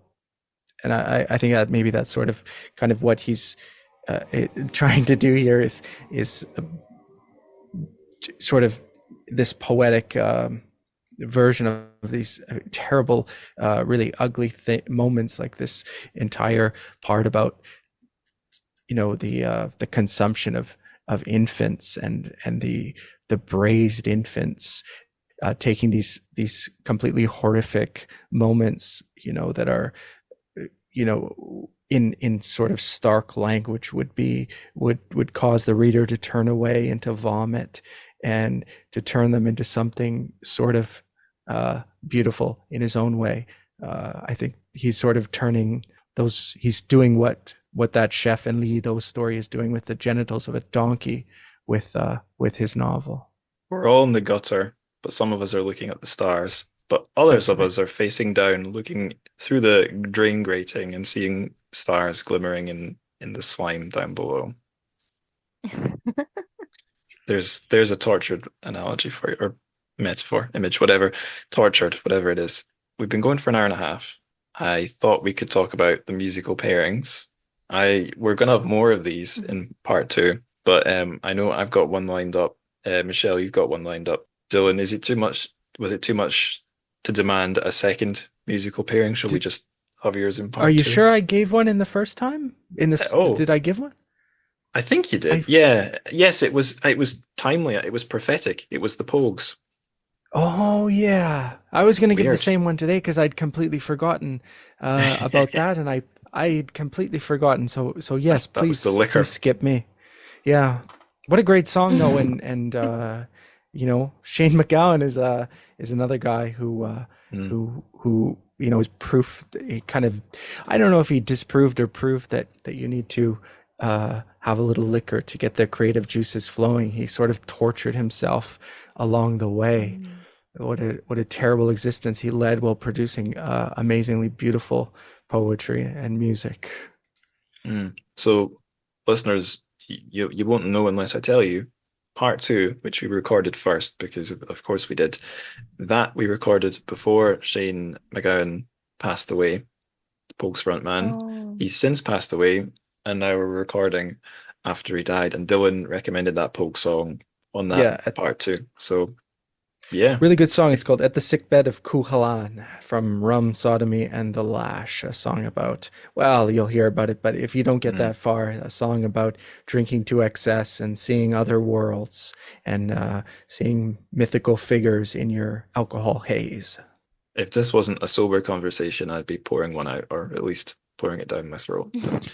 Yeah, so the song I've picked to pair, called Wanderlust, or Wanderlust, I suppose, by Every Time I Die, a metalcore band whose peak was probably in the noughties.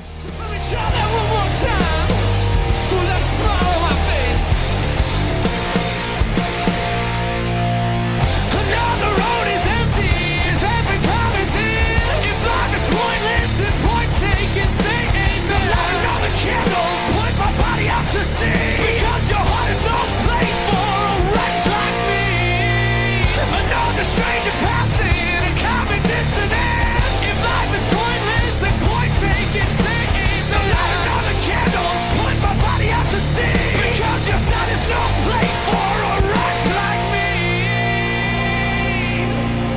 When I unearth these passages, will I appear to be proud?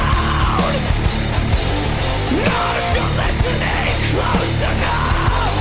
Not if you're sounding it out. It's one of my absolute favorite songs, to be honest, and I'll just read part of the lyrics. I'll read a couple bits. Morals are simply a matter of time, and where you lay your head is a question of pride. But when it's said and done, you'll find it in the lines that privilege and wit made me misfortune's child. So morals are simply a matter of time. Where you lay your head is a question of pride. I think that relates to Republic of Wine because corruption is like an active process in the book. No one comes out clean. No one goes in particularly clean either. And the thing about privilege, I bring it up because I think we have a privileged cop, but I think also Moyan's maybe reflecting on his privilege as an author in that it gets him respect, which he then, or it gets him face and respect, which he then cashes in by getting really pissed at in the banquets thrown by government officials. And the sense of shame is like palpable in this song because it ends with these 3 lines. When they unearth these passages, will I appear to be proud? Not if you're listening close enough, not if you're sounding it out. Because the whole song is like this celebration of like debauchery. You get the impression he's hinting about when being on tour, maybe sleeping around or something. And it sounds like everything is a big aesthetic celebration of rock and roll, drugs, probably booze, or booze, probably drugs. But like at the end, he's saying like, look, if you look closely, I'm not proud. I'm literally calling myself a wretch and a dead man. And interestingly, Every Time I Die, they fell apart like a year or 2 ago, and it was after the front man became sober. After he sobered up, I think he became a bit of an asshole and fell out with the rest of the band. So the story goes.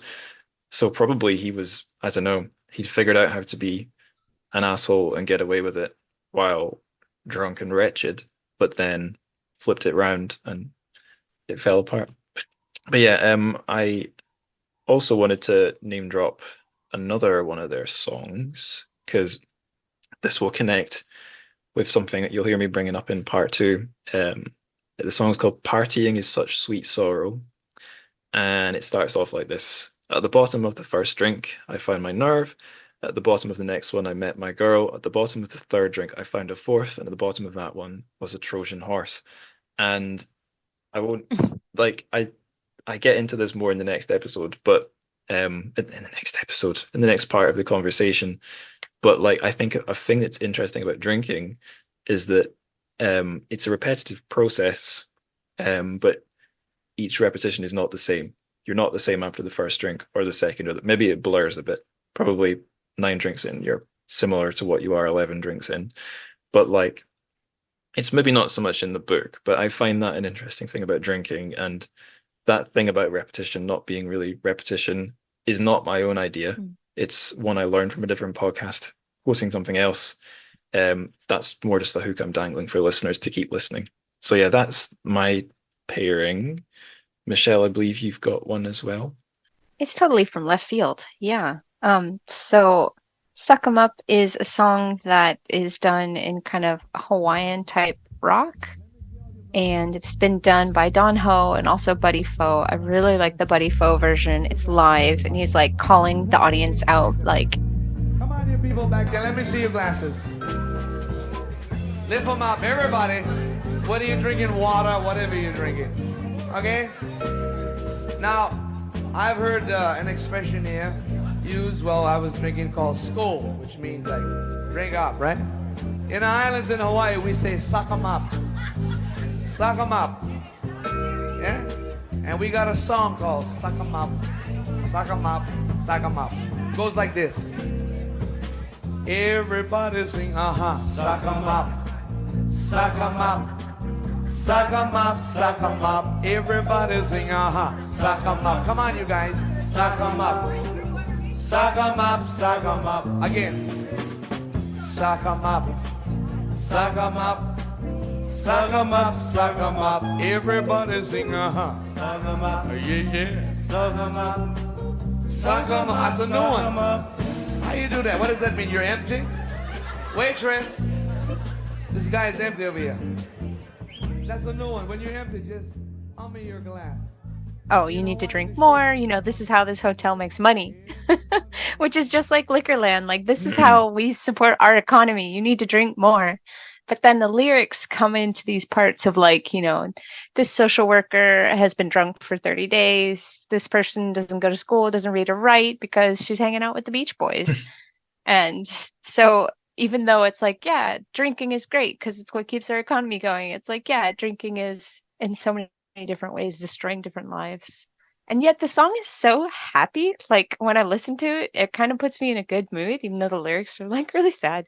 So it's just that nice mishmash of being playful, and yet there's just this undertone of destruction or toxicity, and being like promoting it, even though you know that there's consequences that could be like really serious. Yeah, it just goes to show like the moral / economic insistence, urge, imperative to drink isn't limited to Marxist-Leninist governments.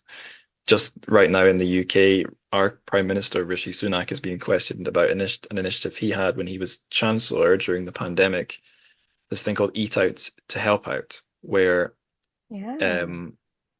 as we've learned now during this inquiry, against all scientific advice, he launched a scheme where you could, was it that the government would subsidize discounts at restaurants, and I think possibly bars as well. So the idea was lockdown is killing the service industry. We'll help it out by encouraging people to go out for a meal or a drink. And it was branded Eat Out to Help Out. So citizens of the pandemic go help out the national economy by going for a meal in a socially distanced restaurant. I took part in that because I was so excited for like a pint and maybe a burger and a plate of chips or something. But it was totally framed as like a way to support the nation. So yeah, and it was, I don't know, I didn't get infected from that, but in hindsight, knowing that wasn't approved by the government or the cabinet's advisors, and they just went ahead with it anyway, leaves a weird taste in the throat, so to speak. The National Tax Agency here in Japan was realizing that their revenues were down. Young people don't drink as much as the last generation, so they had a sort of a competition between advertising agencies and calls for public input on how to raise the national liquor consumption, especially among young people who don't embrace the lifestyle of hardcore booze pounding. Interesting. Wow. I mean, God forbid they spend their money on a different industry, or God forbid they just save the money. Sure. That would be change. It's the same in the UK. I think people are drinking less. People are smoking less. It's probably because there's other diversions available. It's not that we've become more saintly or anything. I realized I meant earlier to see if I could draw in some quotes from other reviews or commentary on the book. I thought I'd just do that now before we wind down. So I looked at Goodreads. I found a very amusing 3-star review on Goodreads because I figured 5 stars, it's the sycophants, it's the leados. 1-star reviews, it's people who didn't understand the book and are mad that they take it out on the book that they didn't understand it. So this is by, I think, an older man. Here it is. My wife and I were about to watch a film the other night when I spoke loudly during the previews. It is becoming increasingly difficult to appreciate film when the screen is constantly being obscured by references. : I'm getting too old. My appreciation for Republic of Wine thus pivoted on these gross, overbearing metaphors. : A town built on alcohol and the practice of eating children. Where does one even begin? The literal and symbolic asides to the Cultural Revolution alone boggle the modern reader. Consider me boggled and then sickened. Well, almost anyway. There was reading as gagging sublimation underway. I pushed through it, though without relief. Moyan's novel reminded me of Kafka's Castle. It's probably where I got the idea. Replete with sticky tavern floors and loose women. Each chapter is punctuated by an epistolary exchanges between Moyan and a resident of Liquorville, a doctoral candidate in distilling, as well as an aspiring author. A story from the aspiring author then follows before the chief thread of the novel is resumed. I appreciated the asides and stories more than the blind drunk narrative arc. This isn't for the squeamish. And then for like the hashtag, he put sino-sized, as in like supersized, which I thought was curious. And then I read a couple of papers before doing my conversation with Dylan and Martin Winter. I had a look at the abstract of another that I thought was interesting. It was comparing James Joyce and Moyan's, I think James Joyce's Ulysses and this book, and plus Frog by Moyan, looking at the theme of cannibalism, because apparently cannibalism comes up in Ulysses, and obviously cannibalism's in this book. And like the thrust of the argument was that in Irish literature, there's not an awful lot about the Great Irish Famine, and it's also suspected that some people were able to survive using survival cannibalism. So in the absence of food, eating people that have died because of the famine. And there's similar thoughts, I guess, about the Great Famine that happened, I guess, not long after the Chinese Revolution under Mao Zedong. And it's definitely notable in like translated Chinese literature that I've read that some things like the Cultural Revolution are up for discussion. But the famine, I've read one book where it pops up, Yan Lianke's Lenin's Kisses, but basically it like seems to be as deleted from public consciousness as Tiananmen, probably more deleted because it's longer ago, as far as I could tell. So I'll just like read one wee quote from this essay because I didn't read the whole thing. However, not only did the structures of power consume people, but devour as ecological cannibals. But people as ecological cannibals devour one another. Bloom, that's I think the main character of Ulysses, realizes that everybody is eating everyone else, especially thinking of all the odd things people pick up for food. Observing that people eat like animals feeding, he silently cries, "Eat or be eaten, kill, kill." Like other animals stuffing food in one hole, and out behind, we have to feed the body like stoking an engine. All life forms are intertwined. Yes, all life forms are intertwined in the food chain, one becoming food, chyle, blood, dung, earth, and again food for another. And I guess another parallel with Moyan there is scatological stuff. I guess food and poo are different steps in the same chain. Yeah.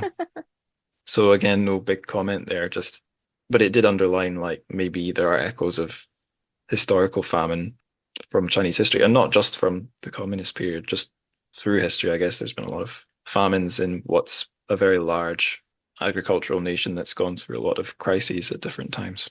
So yeah, I don't know, not much to say about that. Do either of you want to comment on that, or shall we just march on to the concluding remarks? I'll say it's interesting to read Goodreads reviews of Chinese novels, especially kind of more literary stuff. It's kind of interesting to see what is sort of what wouldn't be, at all controversial in a work by a Chinese author. Often it's scatological stuff. It's people falling into cesspools and which it comes up in basically every big modern Chinese novel, or quite frequently there's some mention of some fecal disturbance or some fecal mishap. There's a lot of farts. Quite a lot of farts. That's right. Farts, or even like the donkey genitals in this book, and castration is something that I've translated numerous times. That always pops up on Goodreads. It's one of those things that will set off a lot of English language readers who are not used to reading really terrifying descriptions of feces and even descriptions of organs of whether human or animal, and sexual assault and very tough language like that.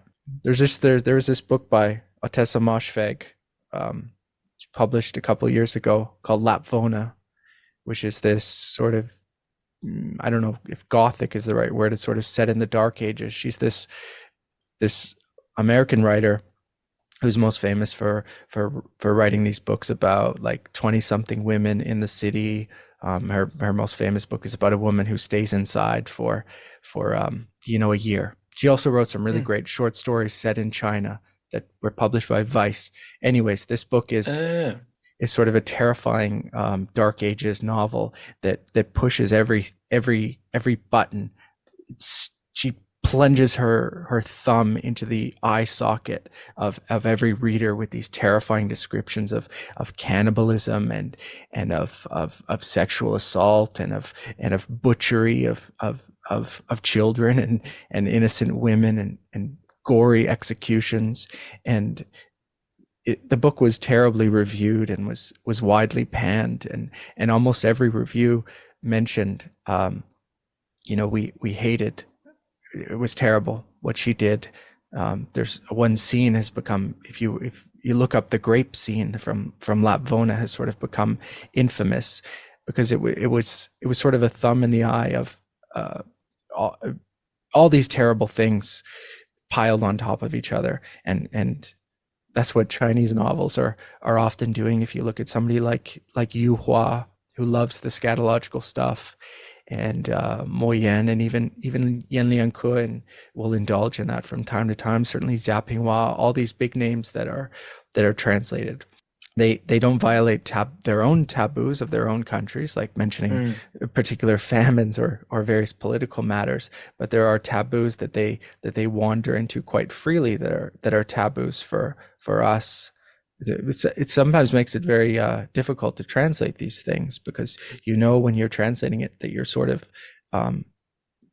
breaking the rule, and if you were writing this in English, you would sort of edit it a little more carefully, but it's all in there. You lose readers with every line. Yeah, that's Absolutely. right. These terrible, just did the book I just did, terrible description of an infant born without a rectum, and I can just picture like everybody reading the English language version and just closing the book at that point and saying, okay, I've had enough culture for the day, let's see what else is out there. Absolutely. I was going to say your phrase there, horrifying descriptions of feces.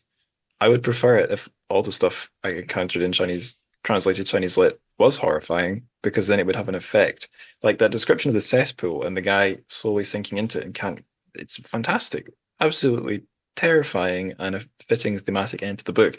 It's the more sort of like, I don't know, a character feels nervous, or just like to what comes across to me is like gratuitous or just silly. Like a character feels nervous, or a character sees someone he really admires and is in awe of and can't help but slip out a fart, and it's like it's a weighty literary novel. It's like either this is a cultural difference, or this is just a aesthetic choice that I think sucks. Those, I have no time. I've got fed up with them. I don't think I would ever get used to them. But like at least the use of the cesspit, like I thought that really worked. There's in a book called Brothers by Yu Hua. The book opens with a feces mishap played for laughs. A man has climbed into the cesspool underneath a public washroom to peer up at the genitals of women who come in to use it, and he drowns, and there's flies buzzing around, and he's choking on liquid feces and urine, and it's all played for laughs. And it's kind of interesting what's played for laughs and what's not. On that lovely note, do we have any final sober thoughts before we give way for the drunken conversation to follow? Well, I just want to say that reading this book by myself was good in parts and boring in other parts, or just downright frustrating. And it was so good to have other people to talk to about the book, because I see it in a different way, and get to see how it relates to the rest of the literary world. So thank you both. I think I give my actual verdict on the book in part 2. So listeners, if you want to see if I agree with Michelle, just keep going. And I'll spare all my further thoughts because they're coming. Dylan, any final thoughts? It'll be really interesting. This episode perhaps will serve as a warning, just like this novel itself, about the dangers of drinking, because you're hearing me now and Angus very, very sober and you know what? Did you see that? Just now, I recalled several books and several authors' names, and you're about to hear me sort of rambling and trying to remember things that I can't remember in the fog, stumbling forward. And you don't need to drink to be a genius. You'll see that both Angus and myself, well, Angus is always very articulate. So, but let it serve as a warning. Yeah. Well, I'll say conversely, listeners, you heard me like fail to recall names of like people I befriended through this show, names of novels, and then drunken episode, you'll maybe hear them flowing out much more easily. So there's no easy answers as to whether or not you should drink.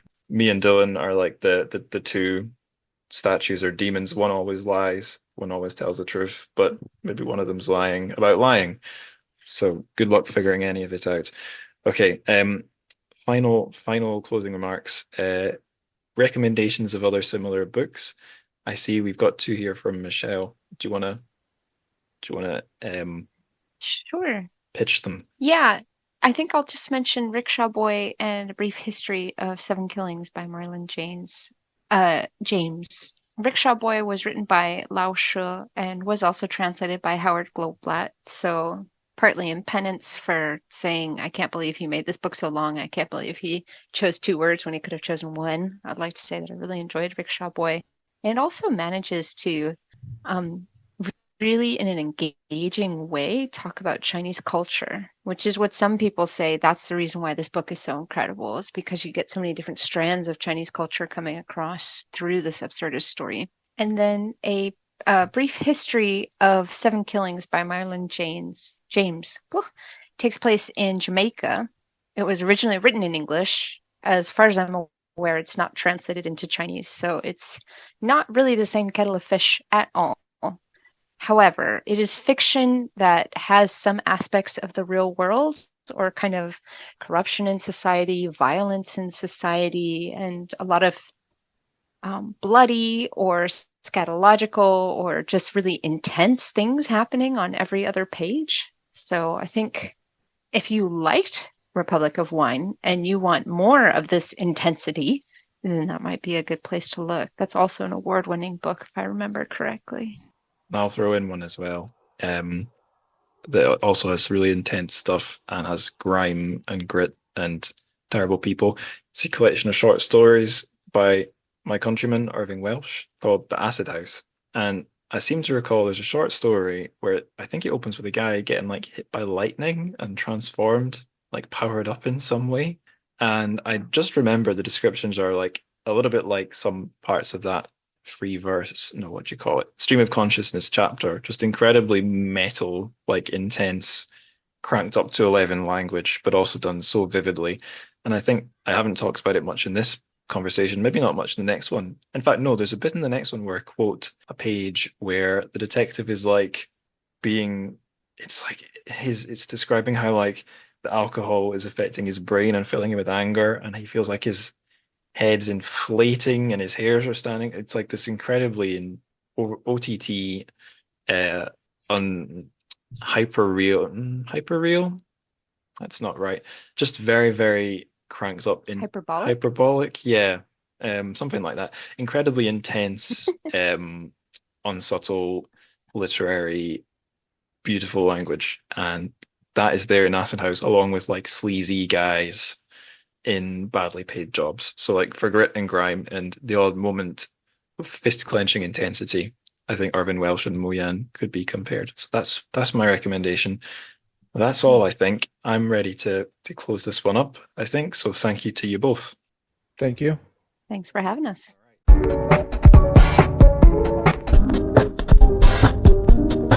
Okay, that's the end of the sober conversation. Now the drunk conversation is coming up. you can listen and see just how drunk you think we're getting. I didn't really feel a big change as we were chatting. I maybe was becoming a bit more free-flowing, but on a re-listen, I think you can hear this one affecting Dylan as we go along. By the way, if you do hear any reference to us planning an interview that included a different translator, maybe Eric Abrahamson, that's the place where plans change slightly. I forget if that's mentioned in the discussion or not, but if you hear it, that's the deal. We just had to change plans. So enjoy, and if you have the opportunity, this would be a great chance for you to grab a alcoholic beverage of your choosing. But don't feel pressured. Have tea, have water, don't drink anything at all. We're not here to force you to do anything against your will, okay? So relax.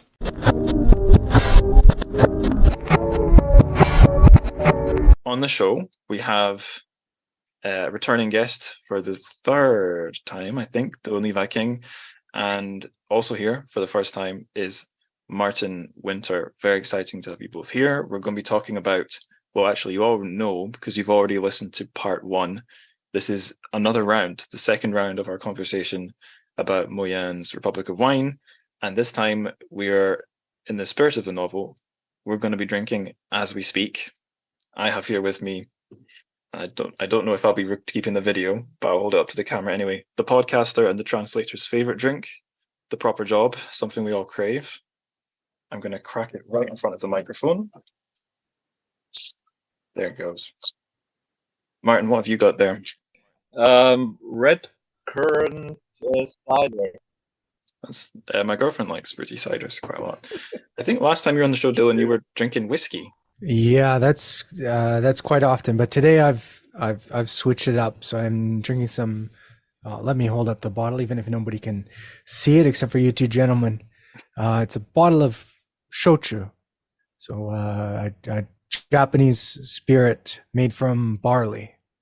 This one is infused. In fact, it's infused with what you might call Sichuan peppercorns, or some kind of indigenous variety of it from Japan. So it's a little bit spicy, citrusy, and it's got that kick from that barley spirits. Nice. I have a little something I want to surprise you both with. Before I do that, maybe we could introduce you to the listeners. Dylan, you've been here before. We can do a reintroduction, but Martin, do you want to tell the listeners a little bit about who you are? I am from Austria, from Vienna. I've studied Chinese and literature, also German literature. And I went to Taiwan in 1988 for 2 years. And in the 90s, I've been to different cities in China. And in 1999, I started to live in Beijing and stayed until 2008. And after that, I have mostly lived in Vienna. Nice. And do you have a connection with literature, Chinese literature? Yes, I translate Chinese literature.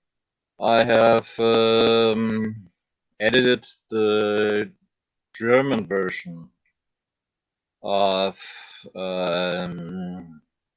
Passlight, which is called Leuchtspur. And I'm still doing that. And I have translated novels, stories, much poetry, and I write poems myself. Dylan said you were a fan of, or a booster indeed, of, was it Shen Hao Bo? Shen Hao Bo has I published a book of mine, in China. Nice. I even have it here, yeah. I remembered what it was I was going to say. It was when Dylan was, oh, there's Yurik. Great, I'm going to have to stick this on YouTube now. So many visual aids. I remember what I was going to say about when Dylan revealed his choice of beverage. Soju, I was thinking maybe to avoid toilet breaks, I should have gone with a spirit and not beer, a baijiu. But the price of an arguoto here in Manchester it must be about 20 times of what you'd pay for it in China. So I couldn't face it. And I also thought it'd be a bit too dangerous. I might really blow it and drink it too fast. So I avoided that. Dylan, do you want to reintroduce yourself? Sure. I'm a translator of Chinese literature. My most recent book that I did was The Shanxi Opera by Jia Pinghua. I've also translated Maijia, and a long list of contemporary authors. I'm working right now on translating a memoir by Cai Chongda, whose work I've translated before, and that should be out in sometime next year. Nice. You may have given me some Cai Chongda to read before. What is that? Is that a male author? And am I remembering that he's from Dongbei, or have I got that wrong? You've got that wrong. He's in fact he's a very cool guy. He became an editor at GQ, and he's also an entrepreneur in the fashion business.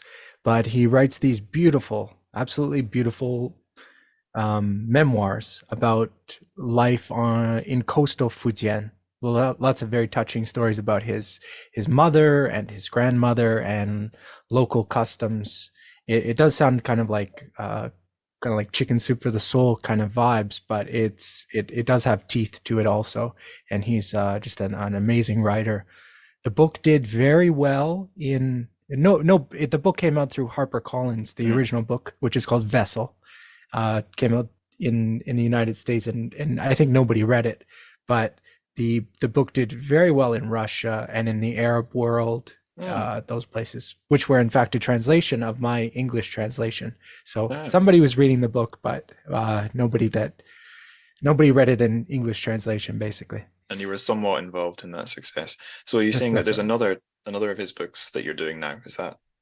Yeah, he's which is called simply Fate, and it's a book that did very well critically and commercially in China over the past 2 years. It's basically like a blockbuster book, and I'm going to translate it into English, and nobody's going to read it.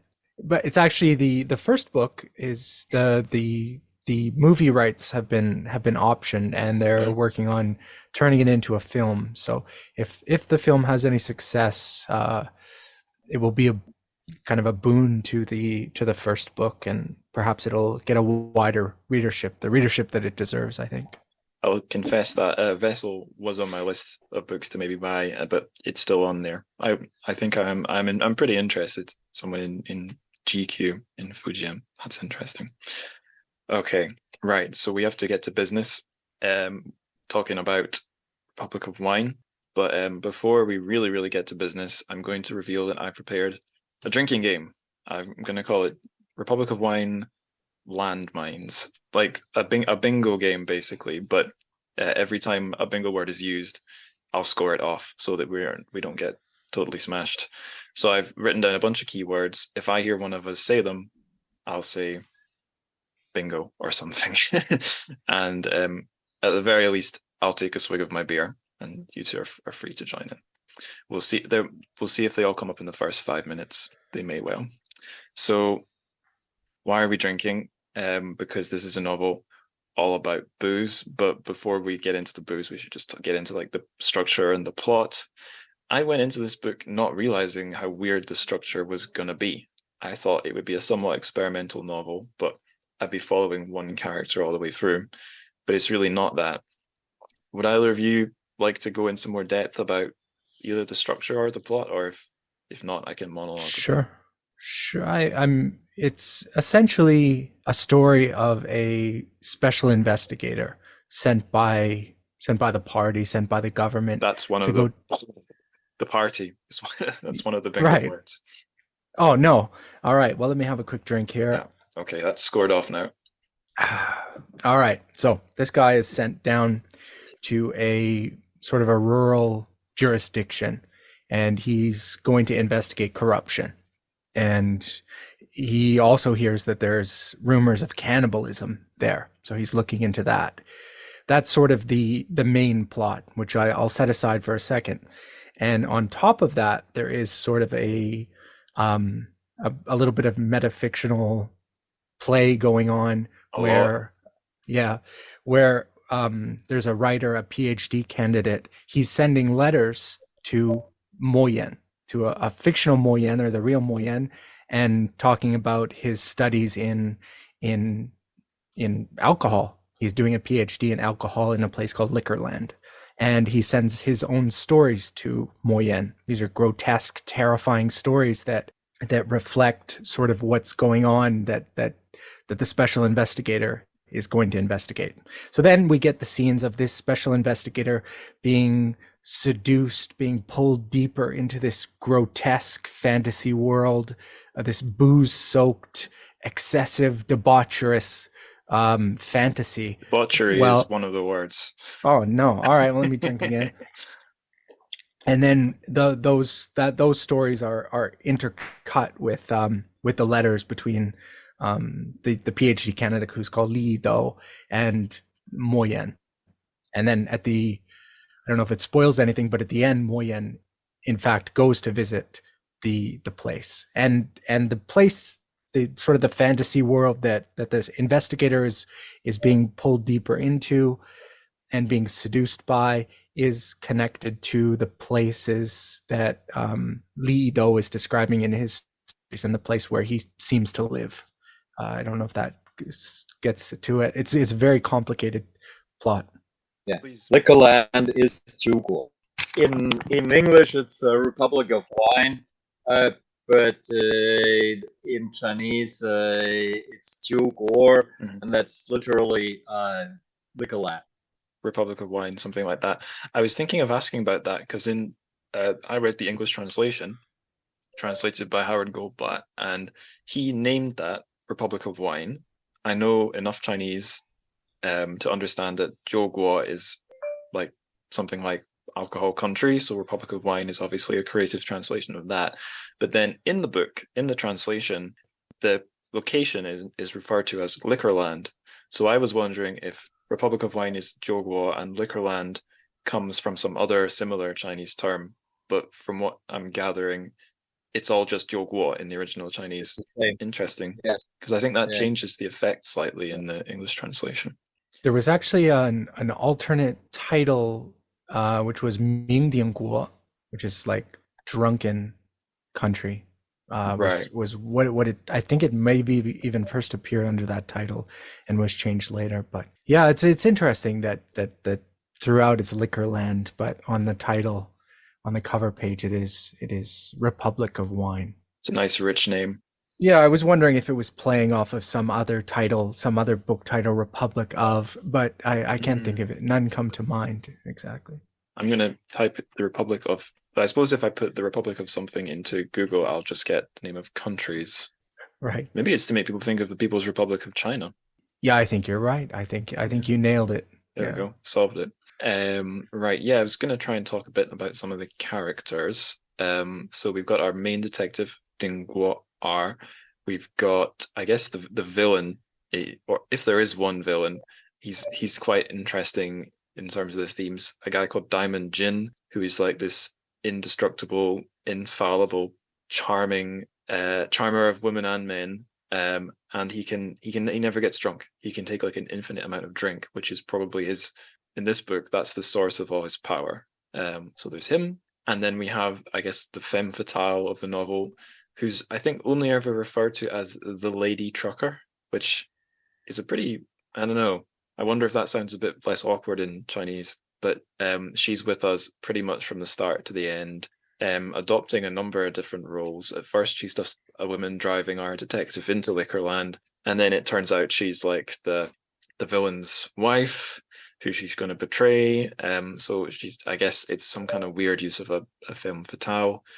And about Li Do, something I would not have known with my inferior Mandarin skills is that his name means something like 1 pint Li.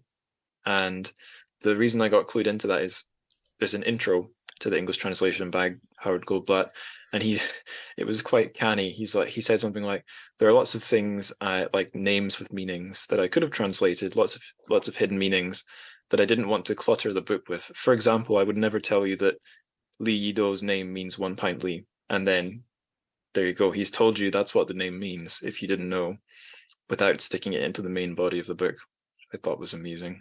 I don't know if there's any other characters I'm desperate to discuss, apart from maybe the very strange demon baby that appears in Li Yido's stories. I don't even really know where to begin with that, but one of the narratives in the stories that Li Yido is sending to the fictional Mo Yan talks about this.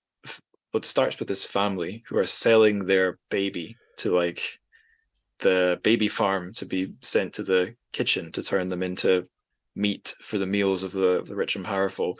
But it turns out one of the babies is in fact some kind of weird demon creature who then sort of develops / blurs into being a dwarf tavern owner who becomes like another local strongman.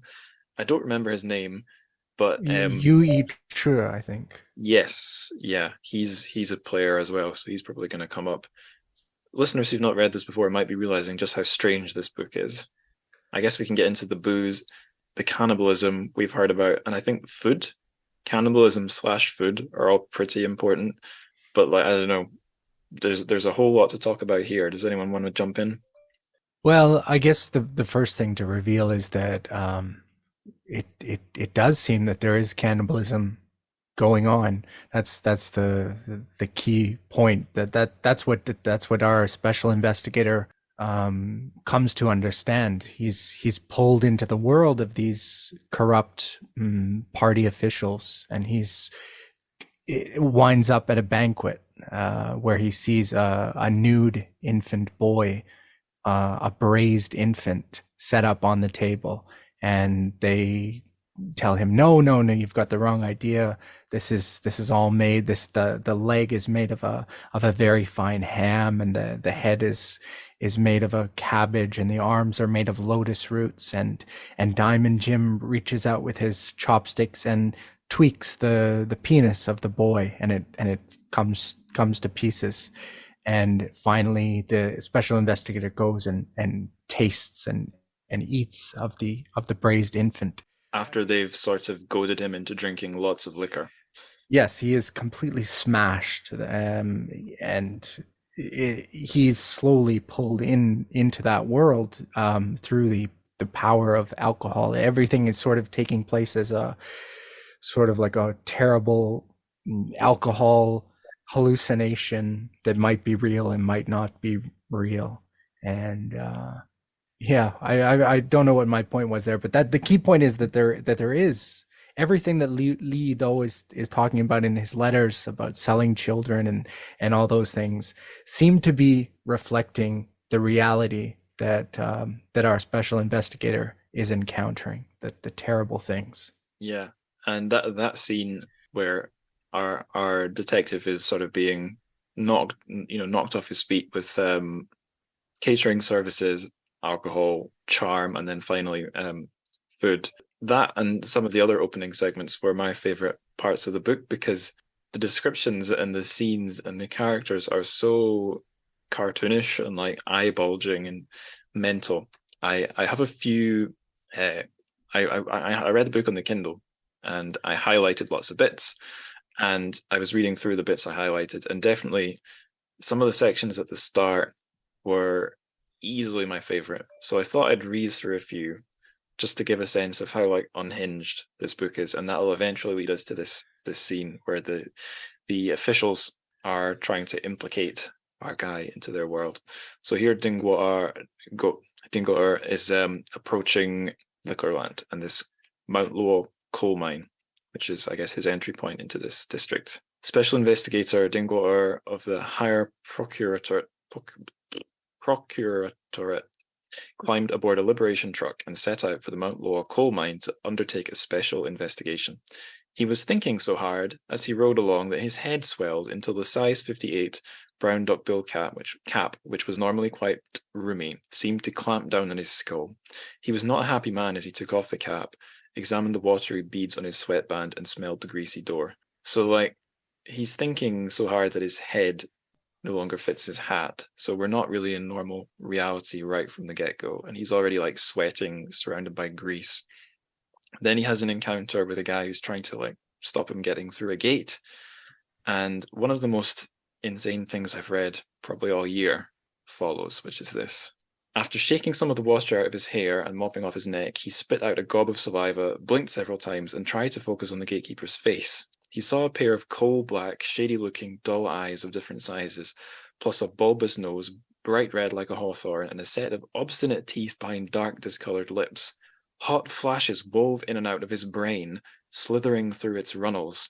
Flames of anger rose in him as if an internal match had been struck. White-hot embers singed his brain like cinders in an oven, like lightning bolts. His skull was transparent. Waves of courage crashed onto the beach of his chest. The gatekeeper's black hair, coarse as a dog's bristly fur, stood up straight. No doubt about it, the sight of Dingo had scared the living hell out of him. Dingo could see the man's nose hairs arching upward like swallowtails. An evil black swallow must be hiding in his head, where it has built a nest, laid its eggs, and raised its hatchlings. Taking aim at the swallow, he pulled the trigger. The trigger. Pow, pow, pow. And you find out later he was firing blanks, but it sounds, for a second, like this guy who apparently has lightning bolts running through his brain just shot a man to death because he looked a little funny. It's just completely nuts. And I forgot if I already mentioned that, as well as things already not being normal, I think as soon as we meet the detective in his truck, he's already drinking. So just like a film noir detective, he's already not okay, or not on balance from the word go.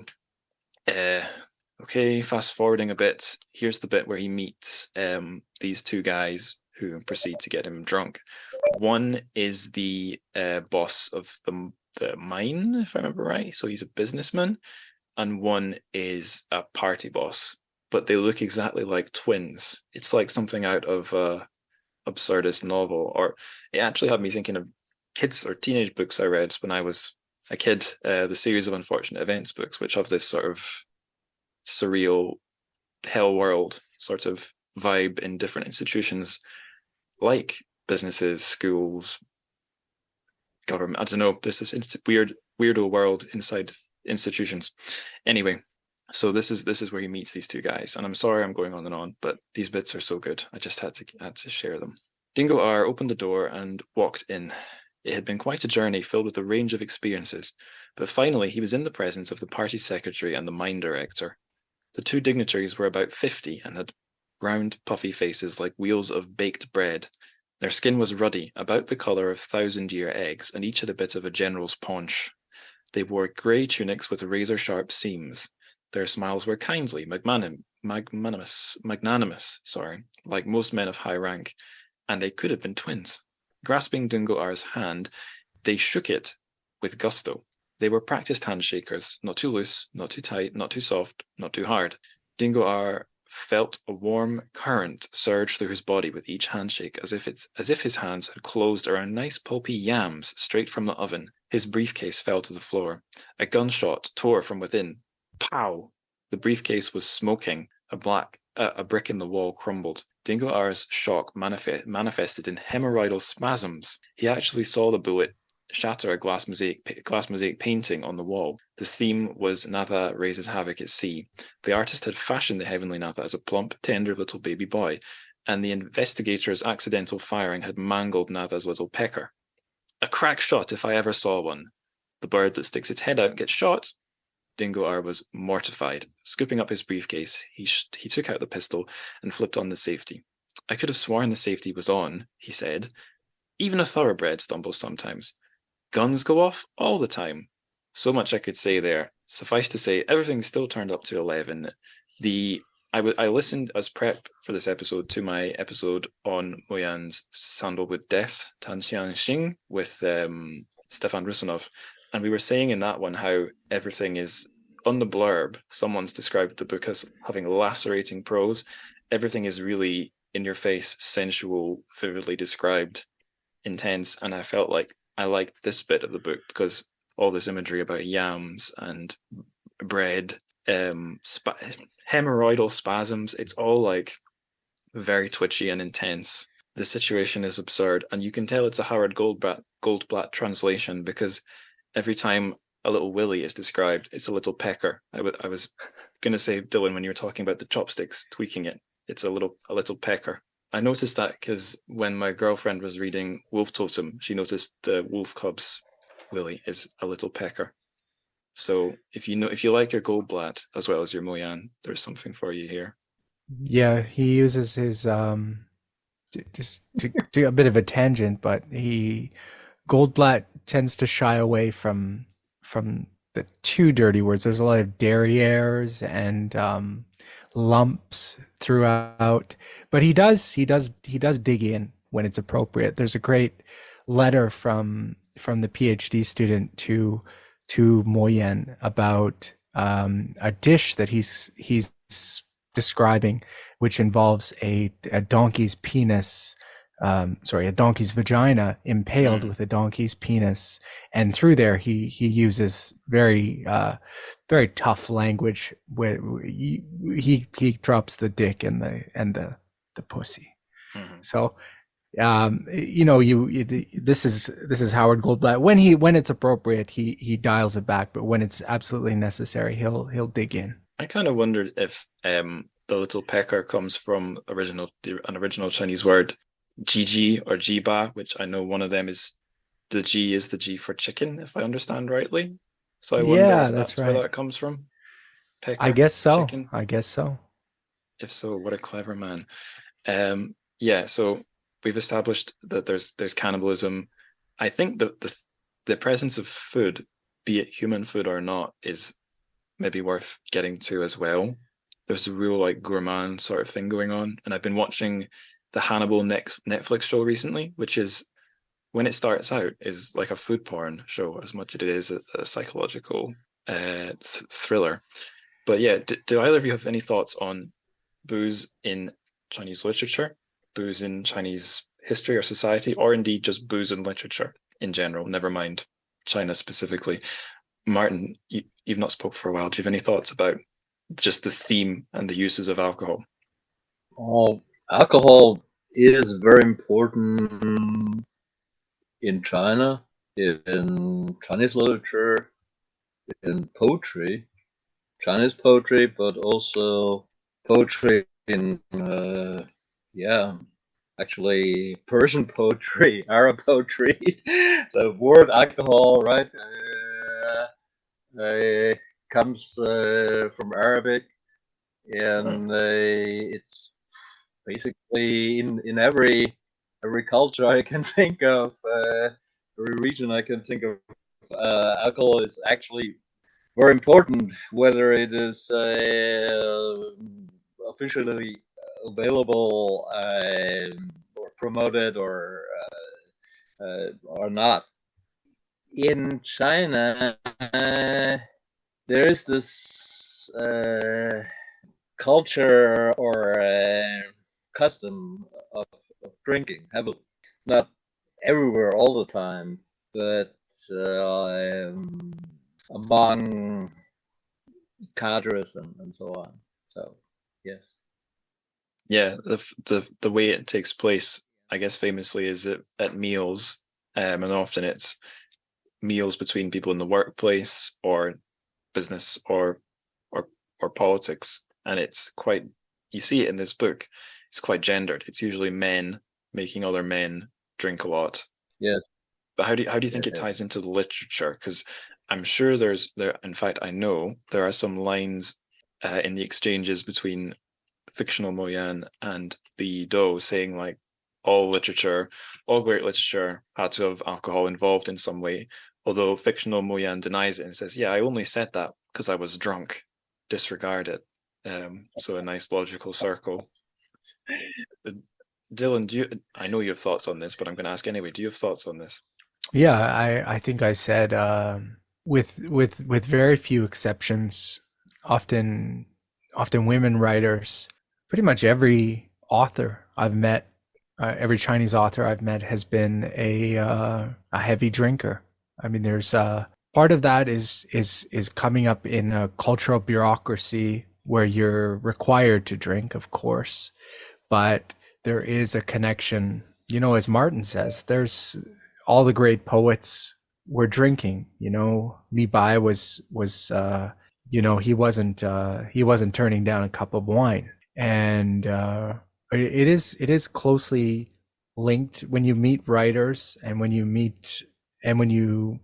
hear how they work. It's quite often they write until they're too drunk to put another stroke on a character. When they go out with their friends who are writers, and when they talk, when they gather to put together these ideas which are going to be turned into fiction, it's around alcohol. I to some extent I think that's how it is in Japan, that's how it is in Korea, that's how it is all over the world, and that's how it was in the West, I think, before the revolution of in psychoactive substances of the 1960s, when there was a whole new world open up. Alcohol was what gave people inspiration, and I think that's still true in China, where writers are not very likely to be hitting a hash pipe or doing a couple lines of coke before writing. It sort of fills that traditional role that it's always filled of giving inspiration. Yeah, I forget which one of you said that the book gets pretty hallucinatory at points, which is, I think, Dylan, you said that our guy's having like alcoholic-induced hallucinations. I think when I was a kid, I grew up under the impression, yeah, if you drink too much booze, you will hallucinate. Because I saw Barney on The Simpsons, Homer's friend, seeing an elephant while drunk. But like, alcohol isn't, well, unless I've just never been drunk enough. I think you've never been drunk enough. I think you've never. Yeah. For me, it was Dumbo. Seeing Dumbo Really? when I was a kid, and seeing the pink elephants marching. But even if you talk about like the about like Baudelaire or Rimbaud, their visions are not always from hashish There are or many anything scenes like that. in the movie.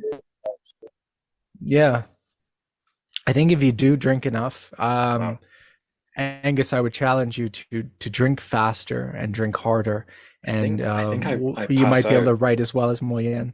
I have got very drunk before, but I think I pass out, or maybe I do hallucinate, but the memories don't stick. 'Cause I do lose memory a little worryingly easy if I've been very drunk.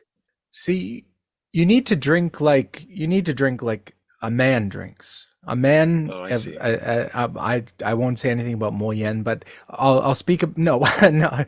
But drink like these men drank, which is drinking every day to excess. At which point your mind is much more open to that hallucinatory state. I've been there before. It's because all the damage has restructured everything. Exactly. And you're falling asleep at night in this alcoholic haze, and you're seeing things, and you're waking up in the morning. You're just on the verge of the DTs, and those are the moments when inspiration really hits, and those are the reasons why the writer drinks alcohol. If they have no other access to cannabis or mescaline or any other more novel substances. In my experiences having a go at writing, I can't focus if I'm drunk. I think I could definitely have a good artistic conversation after a few drinks, but really, what is it? Was it one of the hard-boiled writers, Raymond Chandler or something, who said, or was it one of the Beats? I don't know, who said something like write drunk, edit sober. I would probably rather do it the other way around. I don't know, because at least editing doesn't involve a lot of typing. You can sort of whimsically just tweak a word here. Yeah. Maybe so I'm something there. phone-brained or keyboard-brained, whereas these guys are typewriters and pens and paper. But this is a question to Martin and to Angus. Do you think Moyen drinks? Do you think he enjoys his drink, or should this be considered a book that he's writing sort of after he's sobering up from a banquet and thinking, I hate this drink, I hate this life, or is he an enthusiastic drinker? Where you get near the end, he's expressing quite a lot of self-hate, or his fictional version is, where he's like embarrassed himself at a meal, and it's not just that he's becoming inebriated too quickly, it's that it's affecting his behavior and bringing out a side of himself he doesn't like, where like the female governor walks in and he's so excited to see like a commanding nice woman that he like slips down in his chair so that his head's level with the table or something, and he's clearly distressed. And it could all just be fiction, but I wonder if Moyen's had some experiences where he did enjoy the alcohol and is worried that he enjoys it so easily and so much. Or maybe I'm just projecting. Because I've actually heard that he doesn't drink a lot. I don't know. But that's, I mean, maybe Much- young Moyen drunk a lot yeah, and he's cut it out. Much of the fantastic descriptions and fantastic narrative and so on is also in other Moyen novels. And this one is special because it just veers off into drunken writing. But whether you need to be drunk to do that, I would really doubt. Yeah, I would doubt that. The fascinating thing is that the whole book gets drunk, but the writer doesn't necessarily need to be drunk to do that, to write. My feeling about those sections I quoted that I really like, that are insanely intense, is that they've got all this sort of feeling of like recklessness that a drunk person would have, but like he's cranked them so much, or at least in the English translations, they're so cranked. Every little nook and cranny is filled with something that intensifies it, and the word choice and the flow of ideas is so finely tuned. I would assume he at least edited that very sober and clear-minded, because you can't toss something like that off. That's been very finely tuned to have a maximal effect. Can I read something from the book? Yeah. All right. This is my favorite. When I read this passage, I thought, I've always sort of, Jia Pinghua and Mo Yan have had a certain rivalry, and I've always considered myself in the Jia Pinghua camp and sort of written off, if a writer wins the Nobel Prize, you can be sure that their writing is not worth taking seriously. But there are certain passages here, and I'd like to read one for you that just took my breath away. This is a little bit later in the novel. The lady chauffeur, the lady truck driver, has pulled a gun on our narrator. He shuddered a bit, his eyes fixed on the blue steel of the muzzle and the black hole at the end. He was used to pointing guns at other people's heads, always the cat watching the mouse squirm under its sharp claws. Most of those mice facing death trembled with fear and pissed their pants. Only a few could feign calmness, though a shaking fingertip or a twitching at the corner of the mouth usually exposed their fear. Now the cat had become the mouse. The judge had become the judged. He studied his own pistol as if it were the first time he'd seen it. The luster, like a blue glazed tile, was as enchanting as the bouquet of a vintage liquor. Its smooth outlines displayed a kind of evil beauty. At this moment, it was God, it was fate, it was the Grim Reaper. Her large, pale hand squeezed the carved handle. Her long, slender index finger rested against the trigger, just a twitch away from driving the firing pin into the cartridge. Experience told him that a pistol in this state is no longer a piece of cold iron, but a living object with thoughts, feelings, culture, morality. There is an enriched soul within it. It is the soul of the gun holder. Without realizing it, this reverie relaxed him until he was no longer focused on the muzzle from which the bullet would emerge. It was just part of the gun. He took a leisurely drag on his cigarette. That's it. It's delicious. Yes. And it kind of shows what he was. You can start to see in what's coming in the novel, where he starts. It's a little bit hard to read because he starts dropping punctuation in that section, and it's sort of showing where the novel is going, where he's going to get into this long sort of a soliloquy. It's absolutely beautiful. I mean, Mo Yan at this time, these novels are not so beloved as his other novels. The historical novels about where that led him to be considered the Faulkner of China. But these novels like 13 Steps, Garlic Ballads, where he's in the late 1980s, just losing his mind, trying to write like nobody else is writing. These moments are captured in this book, and it's an absolutely incredible novel. Yeah, I don't think he was drunk at all when he was writing this stuff. He was on something else entirely.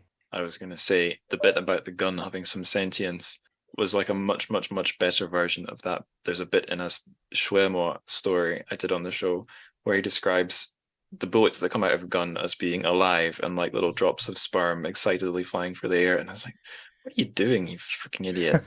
But with this, the evil beauty of a sentient blue and black steel, it's great. I thought that there's a few bits in this book where he gets like into sinister, even like gothic imagery, but makes it enticing. It's not what I'd go to Chinese literature for, but he's done it, or he did it. The fact that in the back and forth between Li Do and the fictional Mo Yan, Li Do's like, look, I've invented a new style.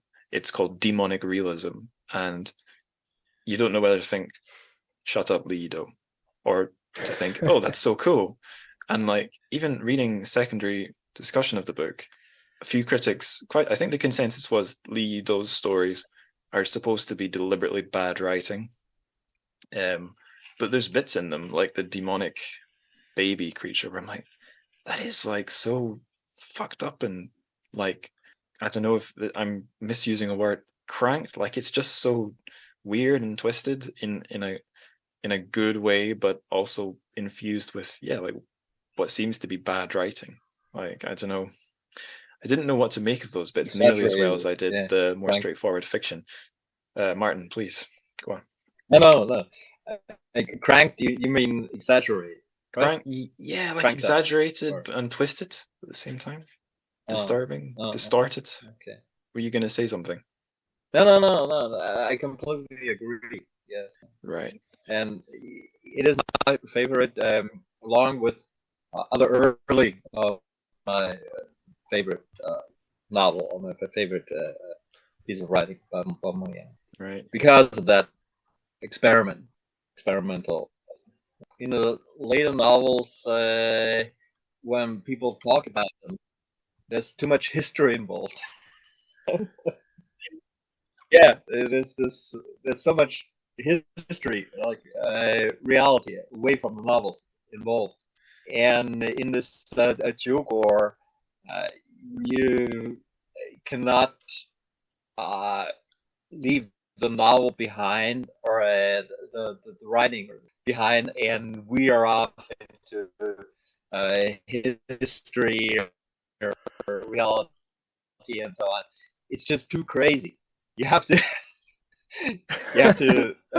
stick to it, and that's what I love about it. It is absolutely realistic. It's very much you can very much imagine that this is how it goes on, or and I mean, not exactly, but yeah. So you cannot, I don't know if this makes sense, but you cannot, with this novel, I think, you cannot just discuss history or discuss Mo Yan or discuss whatever. It's so drunk crazy. And at the same time, embarrassingly realistic, that, you have to stick close to that. Yeah, I would agree. You're clearly in a particular place in China, somewhere around Shandong maybe, and you're in a particular time in modern China's history, but you're also off the map in another reality. I would agree. I was going to say, so I read 3 things by Mo Yan, and they've all had their own episode on this show now. The first one was Radish, Toming de Honglo Bo, which I really enjoyed because it was getting into how a child perceives the world. So lots of sensory images. And I found that, personally, that was interesting to me long before I read the story. So I loved how, it seemed to be about how you perceive the world and how the language dealt with that. And then the second one was one of these historical novels. Like I said, Sandalwood Death, Tan Xiang Xing, which did sort of feel like a conventional historical novel, but also had some avant-garde elements. And at the end, it starts to like break down into like song, and it gets stranger and strange, well, a bit more strange and heightened. And then in this one, the last chapter, at least in the translation, it breaks into like a Virginia Woolf or James Joyce style. What's it called? Flowing. That's terrible. I went to university and learned these terms. Monologue, Monologue. soliloquy, stream of consciousness. Stream of consciousness. That's it. I'll hand back my bachelor's degree in English literature. Yeah. So it's just, there's like no full stops. It just goes and goes. I think I have at least one quote from that, or highlight from that I can read to give the listeners a sample. Okay. Let me tell you why I'm writing this novel. I read it in a short article where someone was promoted and became rich because of his capacity for liquor, which inspired me. Page after page of drunken gibberish and nonsense, froth filling the mouth. The vomit made our puppy drink it. It died. The dog ate it. Made our puppy drunk. It died. The dog ate it. Or is there another one? Oh, this is a good one.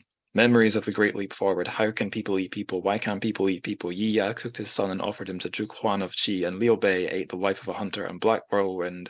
Li Kuei ate the leg of a highwayman. Li Gui roasted it first. Lu Shun, oh, that's one of my words. That's one of the landmines. So I'll take a drink. Opened the diary of a madman and found the words "eat people" written all over the ancient ledgers. First elder brother was eaten, second elder sister was eaten, little boys were eaten too. Exposes of the corrupt official world, a novel exposing dark secrets. So just, I'll veer away from deep thoughts and just say interesting factoid. This stream of consciousness chapter isn't in the mainland edition, or at least it wasn't at first. I believe this book got published in Taiwan first with this chapter. In mainland China, this one's gone because it references things you can't get published or couldn't at the time and still can't, like Great Leap Forward. And obviously in the English, it's restored. So I don't know, maybe just interesting to know that as well as the novel. Yeah, I remember there was this stream of consciousness in the Chinese when I read it in China. Right. But it was at the end of the 1990s. So actually, I don't remember which edition it was read in Chinese. Well, so there is this issue. Yes, there are differences in the Taiwan editions and then mainland editions. Not only Mo Yan, but many authors. Great Leap Forward and Lucien.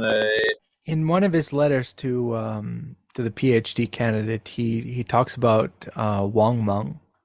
Wang Meng was I suppose was still the Minister of Culture, if he had not died by that time.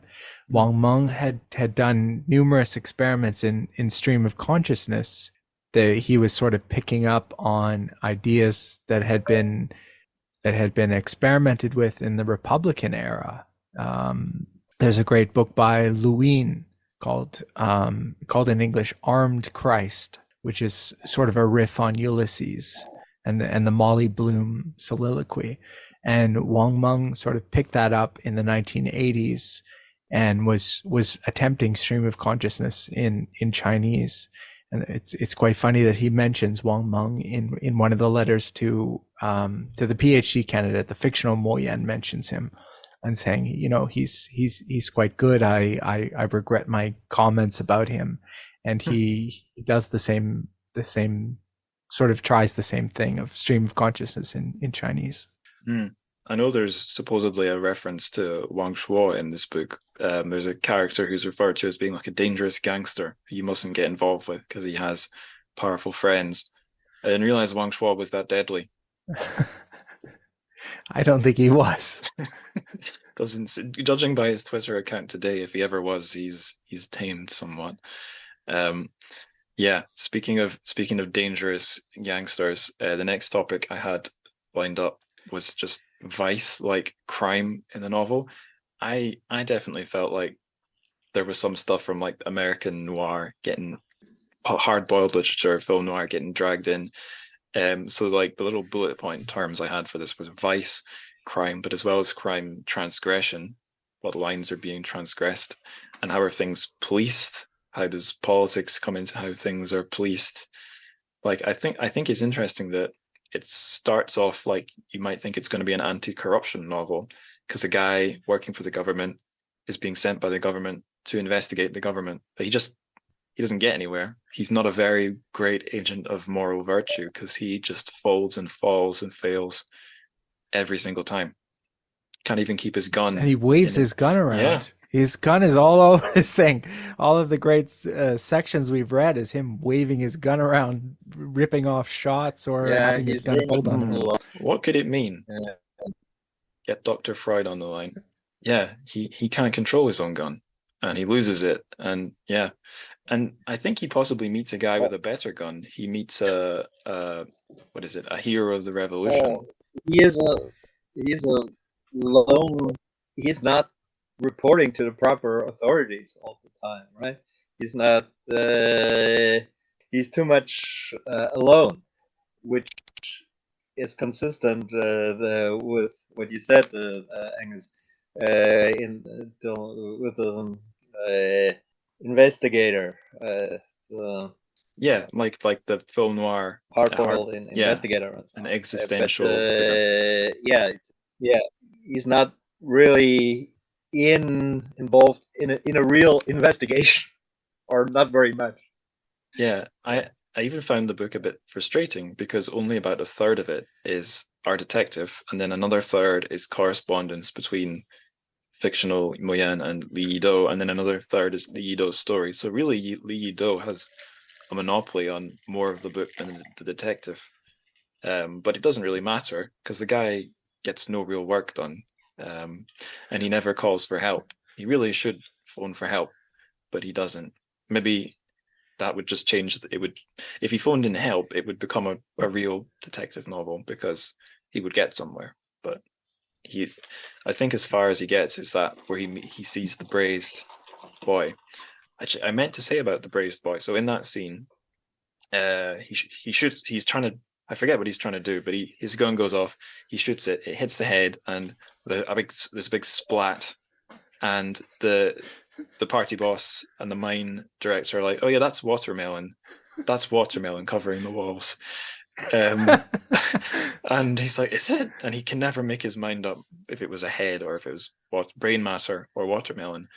And that has a connection with Sandalwood Death, because the executioner in Sandalwood Death, I think this is in the first chapter, he brags that he cuts off more heads than Gaomi Kanti's annual watermelon harvest. So obviously in Mo Yan's head, there is a connection between, severed heads and watermelons.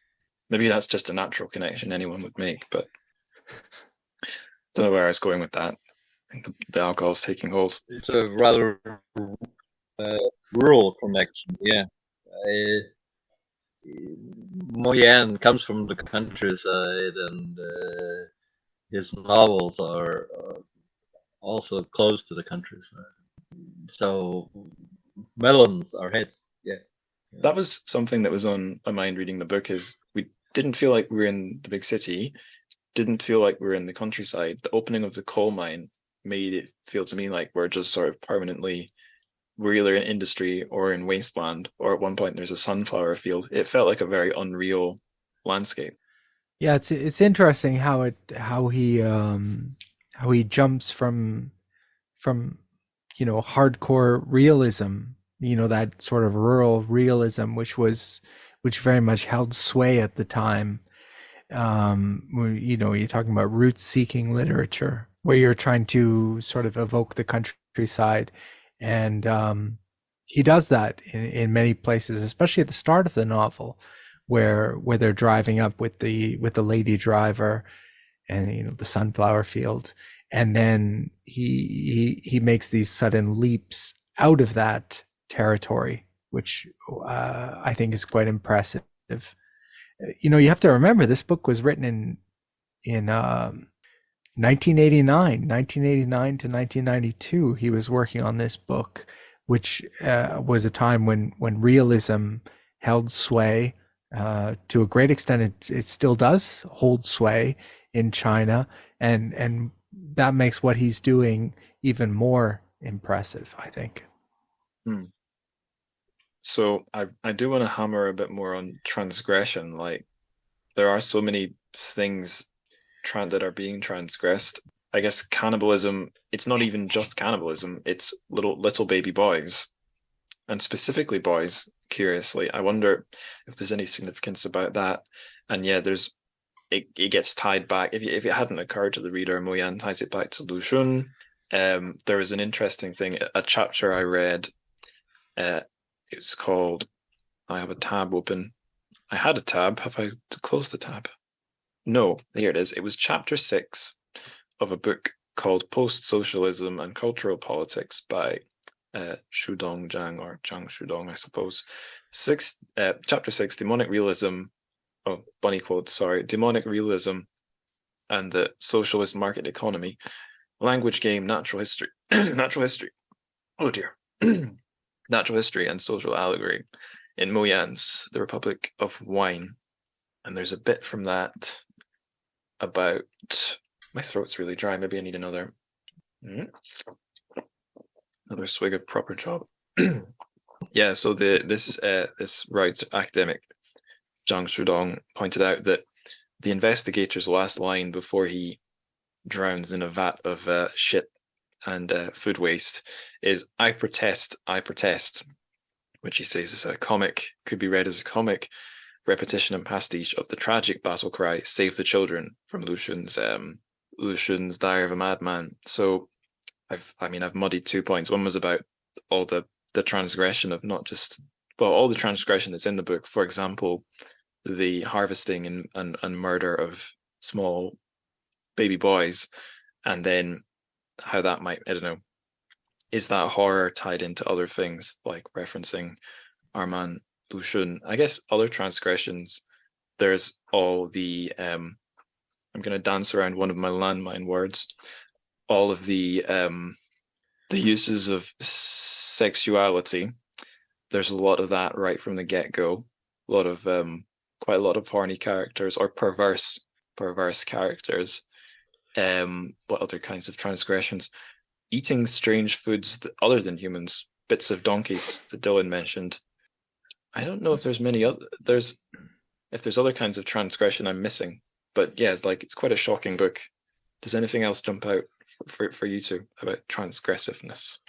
I mean, a lot of it is sexual. Like there you go. There's the word. That's, yes, like the our special investigator Dion having intercourse with the lady driver.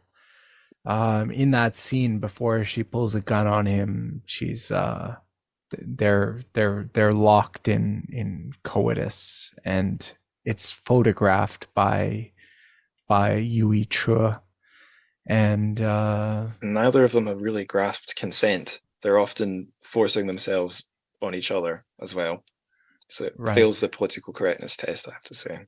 Yes, it is. It is not a particularly politically correct book. But yeah, I mean, the entire thing about cannibalism and, you know, the sacrifice of young boys in particular. I mean, if you're eating young girls, that's another matter entirely. But if you're eating young boys, I mean, that's sort of a bridge too far, I suppose. They appear on the cover in a particular way. I don't really know enough about like Chinese art or cultural history, but it's like the shining, perfect babies with their little bib things. I don't know if that represents something in like Chinese imagery. I don't know if either of you would know that. It feels very deliberate, whatever's going on. Yeah, like the baby with the, I think it's usually translated by Howard Goldblatt as stomacher. I can't remember the Chinese word for it, but like the thing that covers the stomach. Yeah, and always very rosy cheeks. Yeah, smile. and quite fat baby boys. Those are the most desirable of children. I mean, and as well, you can go back to the time he's writing in the 1980s. You know, perhaps he sees in not only the excess of the period, but the fact that this period is consuming the energies, perhaps even the lives of young men. In you know, there was a little bit of a problem in the summer of 1989, and but that stretches back through the 1980s. 1986 is a big year for protest. I mean, perhaps there's some connection there. Yeah. Yeah, the essay I just quoted, the Oh, one it from the was book. Oh, sorry, go on. one child policy. Yeah, There was a one child policy, and that results in too many boys, and boys are preferred because that way the family name is preserved, and the boys are eaten, so that's even more shocking. in this very patriarchal society. Yes, it's even more shocking. It's even more and even more of something expensive, something not so easily obtained. Yeah, everything's a commodity. Everything has a value because it's the post-socialist China. The essay I was quoting from, Precious. the guy was making he was tying the sort of the intertextual nature of the novel with Lu Xun's Diary of a Madman, saying in Diary of a Madman, the solution, you discover a society is cannibalistic based on exploitation, and then for Lu Xun, the answer is socialist revolution. But by the time Jiu Guo has rolled around, we've done that, and we ended up eating each other during a famine. So we try out the free market, and hey presto, we are still eating each other. So what do we do about it? Nothing. We just sort of drown in our own shit and say, I protest. But it's not like the detective was on a mission before he falls into the vat. He's not an ideological crusader, and he's not waking up to the horrible reality like our guy in Diary of a Madman. So I don't know. It felt all too familiar as a Westerner that it's the turn of the 80s into the 90s. It's the end of history. We no longer know how to get rid of man eating man. We just accept it and then make ironic jokes about it instead. I wondered if it was just as simple as that. Shrug. Shrug. In Diary of a Madman, narrated in the way that the style, it becomes mad, right? It's not a very coherent narrative anymore, and that's the same in Chugo. You said the narrative wakes up, yes, but it's also disturbed very much, and the narration is disturbed. And we're told and that's obvious, and that's what they have in common, and what's rather rare especially in mainstream literature, and Moyen is mainstream. We're told there's a note at the start of Diary of a Madman which says, "Oh yeah, he got better later." So this it's saying like this guy, my cousin or my brother, whoever, this was his diary. He became mad for a while. He's better now. He's got a nice job. Whereas our main guy Dingo are in Republic of Wine, like I said, plummets into a vat and drowns. But the guy he's blurring into, fictional Moyan / real Moyan, we gather has gotten better. He got very drunk. He embarrassed himself at an official dinner, but now he's in recovery. So I guess the author himself goes on a changed man, even if the narrator doesn't. Have we got much else to say about transgression? Because I can take it on to the next thing. I think that was sort of an interest of Moyen in this period. You have these 3 books, which are the Garlic Ballads, 13 Steps, and there's another one called Herbivorous Family, which cast aside for the moment, and Republic of Wine. And in the 13 Steps, you have the narrator is a man who's locked in a cage and is forced to tell these stories about terrible, grotesque events, like a man whose face is removed to furnish a new face for a party boss, that kind of thing. The Garlic Ballads is also in sort of the same vein, in that it's about a protest. It's about the protest of farmers transgressing, to use that word, against the authority of the party itself. And Republic of Wine is in some sense sort of a carnival of transgression that's taking place in that small town where everybody is breaking the rules that have been set by from time immemorial against consuming children and against sex and against overindulgence in liquor. I think Moyen, especially in this period, like 1985 to 1989, is really interested in that theme of the grotesque and the transgressive that he drops eventually. Yeah, the dark carnival, if you will. Yeah.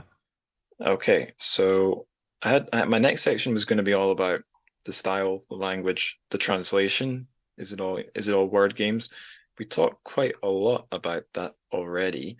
There was one thing I was going to say that I didn't get to when we're talking about how the story ends, how it sort of breaks down. I've read, it's probably a thing a lot of experimental novels do, where the story reaches a crisis and that becomes a good opportunity to throw in your experimental uses of language because the thing's breaking down.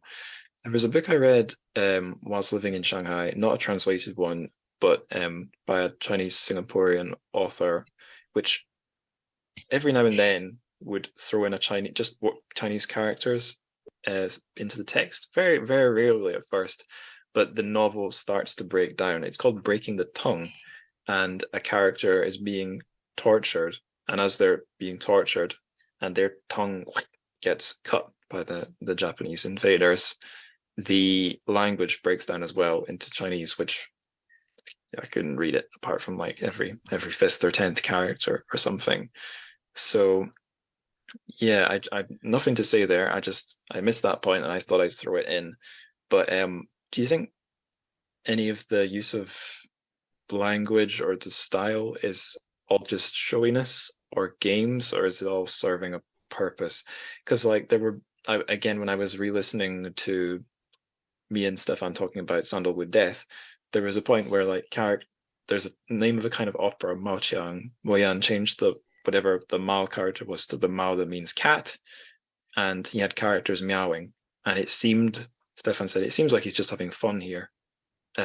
Whether that's the case or not, I guess only the author knows. But do you think the novel is like just being playful? What do you think's going on with the decision to make it so experimental? It has to break down. It has to become drunk. That's the point of the whole novel. Right, it's like a drunk person. They steadily get worse. The book has to break down, basically. The novel, the narration. First walking, then running, then stumbling, crawling, puking, and then trying to make it back to bed. Yes, yeah. Why didn't I think of it that way? That's crazy. Satire came up a lot in secondary reading I'm doing. So there were suggestions that he was satirizing maybe Lu Xun. I'm not maybe, I don't know, smart enough to see what else is being satirized. Maybe, I don't know if Moyan was reading Raymond Chandler. Like, Dylan, you're pretty well read. Do you think he was satirizing anything else? I think it's hard to say. I think to a great extent he was sort of reacting against everything that was going on in Chinese literature of the time, where there was this great interest in realism, and I think his greatest interest was in revolting against that realism. And he's always considered a great magical realist. But there's another danger all right, word. Let's take a drink to that. But I mean, I think he's sort of reacting to everything that's going on in Chinese literature and trying to do the opposite, trying to break away from the realism of Chinese literature of the time and going back to sort of modernist literature that he was reading in the 1980s, I suppose. Yeah, I'm not very well read on Kafka. There's a Kafka novel I would love to read, but I only ever listened to an audiobook in audiobook form, and perhaps appropriately the track order was scrambled, so I couldn't really tell like I was making any progress through it. The novel was The Castle, the one he never finished, and in which the protagonist never makes any progress. He's sent to Kafka's hero in that book is sent to a castle to do some land surveying. He needs to get into the castle to speak to the landowners about starting the job, and he just can't get anywhere, and he's going back and forth, I believe, between like the few recurring settings. And again, I don't really know the book inside out, but I noticed in this one, in this weird landscape, our guy isn't really getting anywhere, and he keeps going back to the same places, like is it Donkey Avenue? And another parallel with Kafka, again, I don't know him, but I've read a guide to him, is there's a lot of self-hate. He often referred to himself or his characters as being like, disgusting worms, no self-esteem. He turns himself into a beetle in one of the stories. And yeah, we have a guy in this book who has hemorrhoids, I think soils himself. He's constantly embarrassing himself. And then when we meet Mo Yan, he also massively embarrasses himself as well by overindulging. He refers to himself as ugly quite a few times. Doesn't like looking at himself in the mirror because he sees an ugly middle-aged man. So yeah, I don't know. I feel like maybe that just plugs into like human feelings about corruption, unless we're totally lost when we get implicated into corrupt indulgences. We probably healthy natural reaction is to feel like a piece of shit. If you're being a piece of shit, you should feel like it. I feel like that's an aspect of the book as well. Self-hate. Absolutely. There's a really interesting scene when Mo Yan himself arrives in Liquorland, and he's not particularly upstanding. He's not particularly good. He has a lot to drink, and he doesn't really have a lot to say. He says a lot in the novel, but the Mo Yan, when he arrives in the place itself, is basically complicit in the entire enterprise. Yeah, and he meets some party officials that feel much more like real party officials, and it's like it's a less cartoonish, less scary version of the same thing, where like a party boss comes out and he like sings beautifully and impresses everyone, and isn't too worried that Mo Yan might be writing something that makes him look bad. And Mo Yan is just like this cringe, from what I remember, is this sort of cringing, awkward figure who doesn't really know how to gel with these cool government officials. If government officials ever have been cool in China, I don't know, but the ones in the book are, relatively speaking, slick. And, the entire context is, a book written in the late 1980s by Mo Yan. Mo Yan went through times of great scarcity, and the time he's writing is a period in the late 1980s. In the 1990s and the 2000s, it would become even more intense. But this time of conspicuous consumption, and this time when party officials were kind of living large, compared to the 1970s or 1960s in Shandong, when things would have been much tighter. And I think to a great extent he recoils from that, and he also recoils from his own relative wealth, his own relative excess and surplus. What would you say that period of history is called? Which period? The period of a The one you were talking about, yeah. which period? The period of with nothing, or the period with lots Something. in the 19. Yeah. Okay, well, we could call it the golden age after He's not taking the after bait. another. Right. What age do we call it? Gaiga Kaifang, which in English Oh, is what, Gaiga Dylan? Kaifang. What's that in English? Reform and opening. Yes, he's enjoying. I mean, that's what he's he's writing about. This it's if you want to talk about it as a political allegory, Wang Dewei or David Derwei Wang talks about it, these 4 decades of pent up desire, and suddenly asceticism is replaced with excess. And every single dream you could ever have, whether for women or for wine, is realized. Or for men, if you're a woman, maybe. Yeah, absolutely. You could be a lady driver and stumble across a dashing, well-armed special investigator of the party. It made me wish, reading that over and over, lady trucker, that there should be a good, female form of the word trucker. Or even, I was thinking as well, maybe if you were trying to gloss it, you'd throw out the word lady, but then maybe he's being faithful to whoever Oyan wrote it. Anyway, I should have, when you hit the landmine, I should have taken a drink. I actually finished my beer. I do need the bathroom, so I'll probably take a quick break, come back, and then I'll take us to the final sections.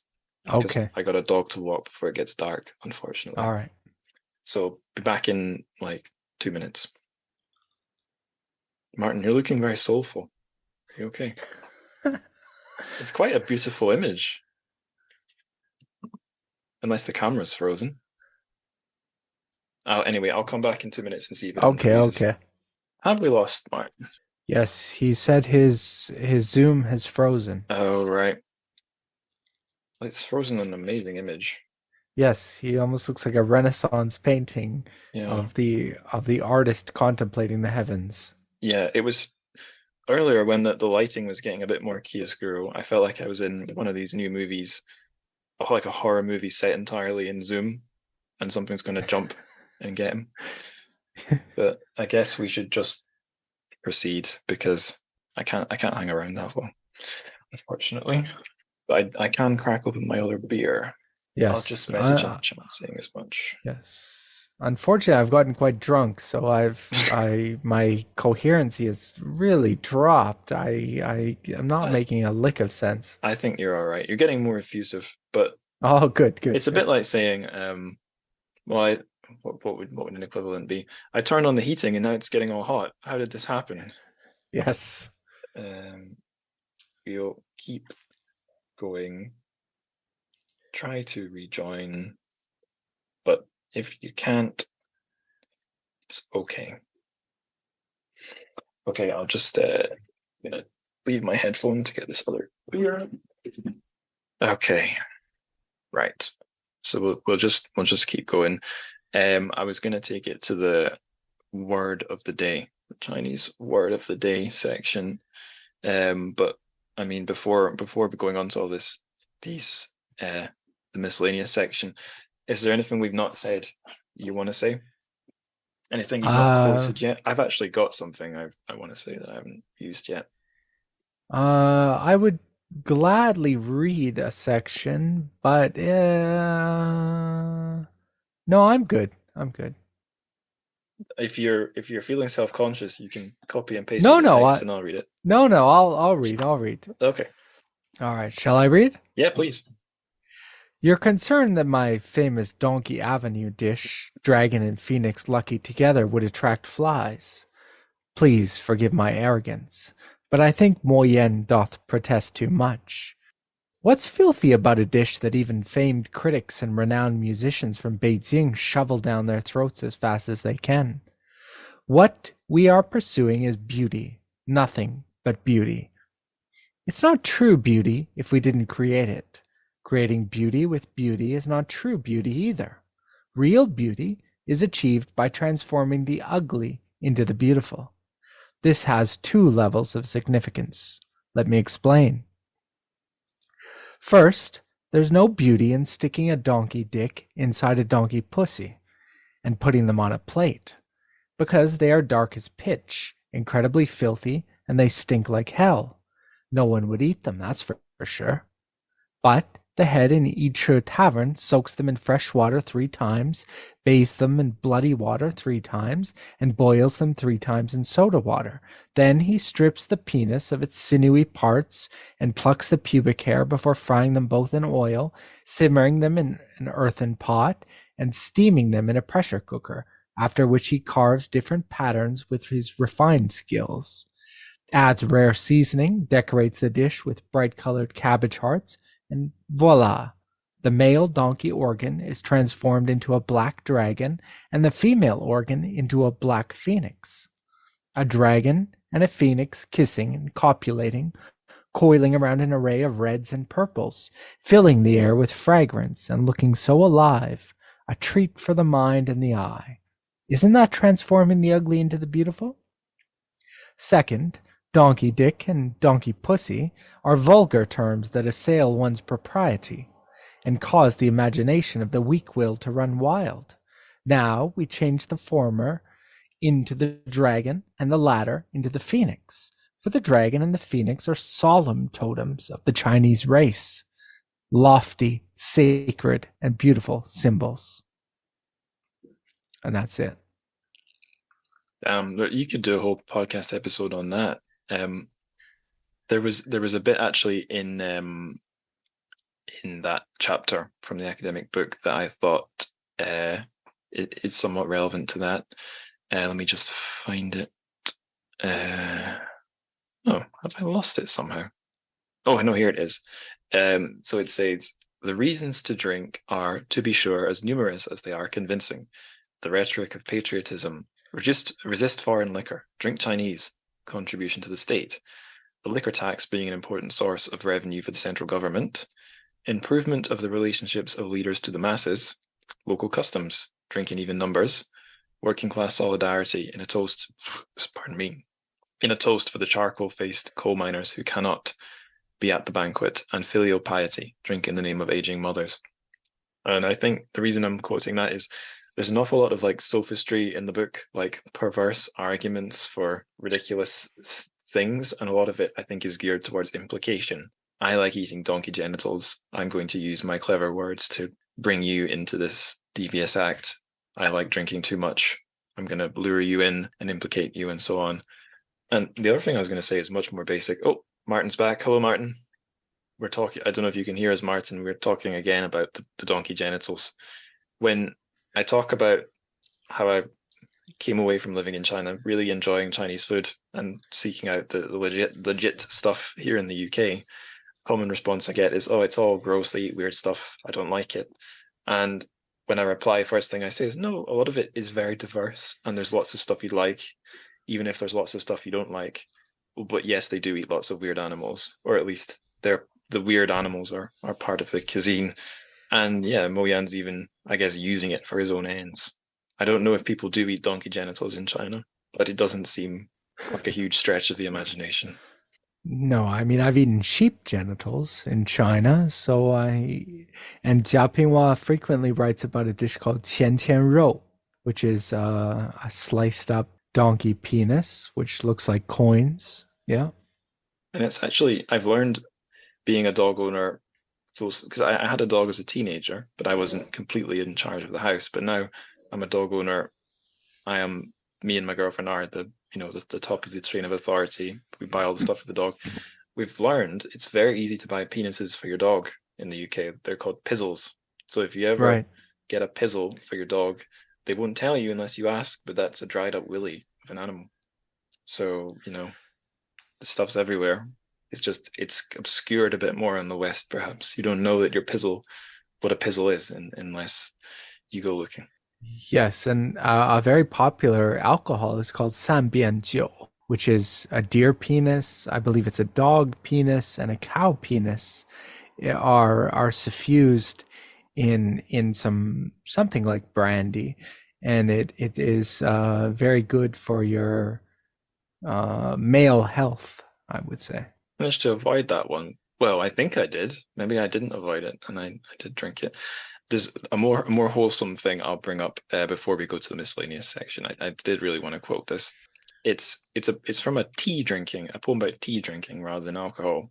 And to be honest, it's not deeply relevant to the book, but I learned about this one listening to an episode of a show I've mentioned on this show a few times, a podcast called Weird Studies, where they did an episode whereas at some brewery where a brewer decided to launch a beer named after them, but they talked about drinking and tried to like philosophize about it. And they said that drinking is tied up with two things that are worth analyzing: ritual, how like the rituals around how we consume substances can become as pleasurable or as addictive as the substances themselves, and the cultural attachments that go with that. And also that something like, I guess, especially an addictive substance like alcohol, repetition is important. You have one, then you have another. But through repeating and through ritual, if you think about it, you will learn that, or you experience that repetition is never really repetition, because the first cup, the first drink, the first bite is never the same as the second. They have a different quality. Although maybe once you get to like 5, 6, 7, 8, that's not true anymore. But they were reading a Japanese Zen philosopher who was quoting a Tang poet. Lu Tong is the name I'm seeing here on the screen. On the screen from the blogspot post I found that has this poem by Lu Tong, the Tang Dynasty poet, about tea drinking. So think about this as like your shots of liquor or your bottles of beer. The first cup moistens my lips and throat. The second cup breaks my loneliness. The third cup searches my barren entrails, but to find therein some 1,000 volumes of odd ideographs. The fourth cup raises a slight perspiration. All the wrongs of life pass out through my pores. At the fifth cup, I am purified. The sixth cup calls me to the realms of the immortals. The seventh cup, but I could take no more. I only feel the breath of the cool wind that rises in my sleeves. Where is Elysium? Let me ride on this sweet breeze and waft away thither. I think our main guy in Dingguar doesn't really get this lovely experience, but he does dive down the levels of hell as he gets more drunk. So yeah, I don't really have any reason for linking this to the book. I just thought it's a great meditation on the experience of going through the levels of consuming something. It's tea in this case, but I think it totally applies for getting drunk as well. So I thought I'd quote it. But I'm running out of time here, so I'll take us to the word of the day. Do either of you want to link a word of the day to Jiuguo, to Republic of Wine? How about 酒量? 酒量. Okay. 酒量 means capacity or ability to drink. Right, okay. If you're drinking well, somebody might say, 哎呦，他的酒量挺好的. His capacity, his ability to drink is quite good. 酒量. Yeah, this is a thing we didn't bring up. Dylan sent me an article by one Astrid Muller. I think she has a double-barreled surname, Astrid Muller something, who I've spoken to before on the internet, but also has a piece, an essay on this book. And the thing she wanted to underline is that capacity for drinking alcohol is totally the basis of power. Our villain, Diamond Jin's biggest superpower is that he basically can't get drunk. And she emphasizes that this is really tied up with manliness, both in like modern, well, a lot of societies, she says, not just China, but in Chinese society, in banquets, and indeed in this book. Like, that's the big deal, is how much can you, it's great to drink, but it's not cool if you get drunk, which is obviously there's some contradictions there, but it's totally at play in this book. If you can drink, you're cool. If you get drunk, you're a loser. So no one wins really, because none of us are immune. No, definitely not. I'm drunk now. My 酒量 is very poor. I'm 30. I can feel it getting weaker. Yes, definitely. The 20s are over. The 30s have begun. Martin, would you also want to suggest the word of the day, or are you happy with 酒量? Can't hear you. Is your mic not working? Maybe. I think your mic's not working, Martin. Yeah, we can see you speaking, but we don't hear you. Okay, I'm gonna keep us moving. Maybe Martin can get his audio working. Okay, a piece of music to pair with Jiuguo. Dylan, does anything spring to mind for you? Yeah, a song by the Pogues. Oh, nice. Mr. Shane MacGowan was obviously drinking a lot. The song is At the Sickbed of Coollahan, which is a terrible song about drinking. On each side of you, with bottles in their hand. You need one more drop of poison, and you'll dream of foreign lands. When you pissed yourself in Frankfurt and got sipped down in Cologne, and you're at the rattling death trains as you lay there all alone. Frank Ryan bought you whiskey in a brothel in Madrid, and you take some fucking black shirt who was cursing all the yids. The lyrics go, McCormick and Richard Tauber singing by the bed. There's a glass of punch below your feet and an angel at your head. There's devils on each side of you with bottles in their hands. You need one more drop of poison and you'll dream of foreign lands. And is there a rationale besides it's about booze? Yes. In fact, it's sort of an. There's a line in Jiokguo, in Republic of Wine, about our hero is entering the gates of hell at a certain point late in the book, and this song At the Sickbed of Coollahan is sort of a similar evocation of a sort of entry into hell via liquor. It sort of hits some of the same notes about seeing angels and devils and scaly boys and whatnot. So I think it matches quite nicely. Yes, it's funny, the capacity of booze to open up heaven and hell. Although I feel like the real hell of alcoholism is nothing to do with your drunken state; it's the damage it does to your life. Like, I'm sure I've read people saying you'll know you're an alcoholic or if you have a problem if it's affecting your daily life. And like, I'm all right now, but when I think back to the previous decade, there was a few things that were totally avoidable, unforced errors that were just from alcohol. So listeners, if you're thinking that describes you, consider having a tea instead, maybe. Yes. Every now and then. Yes. Not all the time, but every now and then. Yeah, I mean that's sort of the great message of the book. Is it's quite ironic to drink after reading the book, which is such a great reminder not to drink. It's such a terrible evocation of what alcoholism is and what drunkenness is, and it should be a reminder never to drink. As that Pogue song is, which is you should never be like Shane MacGowan and lose all your teeth to drink. Yeah. Although I guess it's probably true for a lot of great works of art literature that deal with drugs or booze. They can be great love songs to those substances, but also great warnings. Like the one that springs to mind immediately is Fear and Loathing in Las Vegas. Like, I'll bet a lot of people who use drugs think that's a really great story about drugs, but also it shows you quite clearly how those characters end up all washed up. But I guess it didn't dissuade the author himself. I should share my choice as well.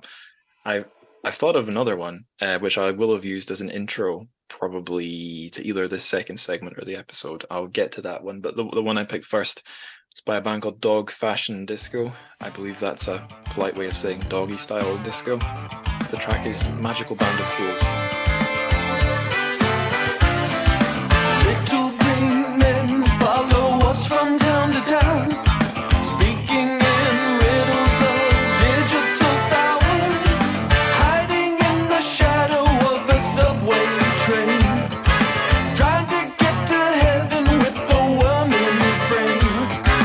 Where is the hurdy-gurdy man going now, playing such apocalyptical sounds? We are the magical band of fools. You know it ain't easy. You know it ain't easy.